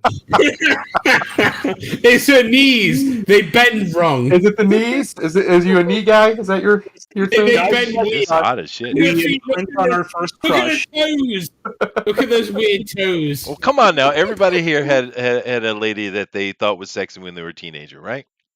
Yeah. Massive toes. Yes, so mine happened to be Jamie Lee Curtis. I can't be like the rest of you and have Oprah. Sorry. Oh, God. Fuck you, Chester. Make me sick. The only people that's ever had a crush on Oprah worked at an Oreos factory. Whoa, dude. That's a low blow. Alrighty. Let's move on to the last thing, though. But I don't know. I think I'm going to read it because I mean, what the hell, dude? Jamie Lee Curtis. I want a full wrote review. I want a comic full book. review of this. I want a full review. I gotta read it. Anyway, let's get into this last story of today. Oh, and, boy, here we go. Go ahead. Upon the mountain where Chester docks his yacht, there's posters of Jamie Lee Curtis all through the yacht. Hey now. That's why the Hey, one now. doesn't go on board. Hey now. Don't forget his sex because he has a yacht and it's full of sex. That's It's his actually in sex the yacht. woodworking room, but fair Hey, enough. see, Here we go. DC League of Super Pets releases Batman trailer. Okay. I haven't seen it yet. I'm going to watch Oh, it no, after. I think I'll it's run good. it here, but I won't run the volume. There's some for good it. voice actors in it. It looks shit, but the Dude, voice no, it actors are doesn't. great. I saw this first No, one no. here. It looks awesome. You think it looks good? Actually, I think No, it the looks voice actors are great. I am all on board for a super DC League of Super Pets 100%. It looks I do not absolutely epic. understand the idea. But How do you not understand the idea of super I remember pets? the movie. Super I remember All Dogs. Pets. I grew up with All Dogs Go to Heaven and Watership Down. Well, They're this is my not that. animal That's movies. definitely not that. Right, all those movies are really bad. Animals die. Yeah, this is not. When they grow up with superhero animals, let me think. Superhero animals. That. Superhero No one is animals. going to stand beside me with the love for they super don't pets. exist Anybody? even. Anybody? Anybody? No. Well, Welcome. I will wait and see. I'll put it that way. Yeah, So well, no there love. you go. Wait and see. No and love for fuck the them pets. all. Is what you get. I do love Crypto. Crypto's great. I The like movie him looks in- awesome, dude. It I looks love really it in good. Titans, the TV series. That's great. Oh my god, I- you need to I- leave. I know you hate it because you don't like dog shit, and I don't care. That's why I brought it up, though. But I grew up in the Don Bluth era. After watching Rover Dangerfield, there's no need to watch pet movies. it's just so stupid to me. It's. I mean, yeah. Oh, I'm a dog. I'm licking your face. That's just. I don't care. Ben, I just say Ben, Ben. I saw the trailer and it looks great. What I really love like Kevin is Hart. That's the thing. I love the actors, but it looks stupid. it's so basically it's starring Dwayne Johnson as Crypto and Yeah. Kevin Hart as And Ace, and Kevin it's Hart, yeah. playing on their relationship and their ability to riff on each Jumanji. other. Right. And it works. I mean, they've been in so much stuff together, right? Not just Jumanji, yeah. right? But the CIA Yeah, well, movie yeah. and they were on the Fast and Furious sequel and stuff like that. Like they have a good rapport and they work well together, and they're utilizing that as part of this, and it works, right? And it's a kids film. It's going to be off of the main stuff, and I think it looks like a fun film. You think it's because? Sorry. I was going to say, do you think it's because I don't have kids that I'm not interested in it, or Well, I cut you off too soon? Yes, you're a childless That's what- childless monster. Yes. You, Chester, you're not interested. Let's You're understand not that- welcome in.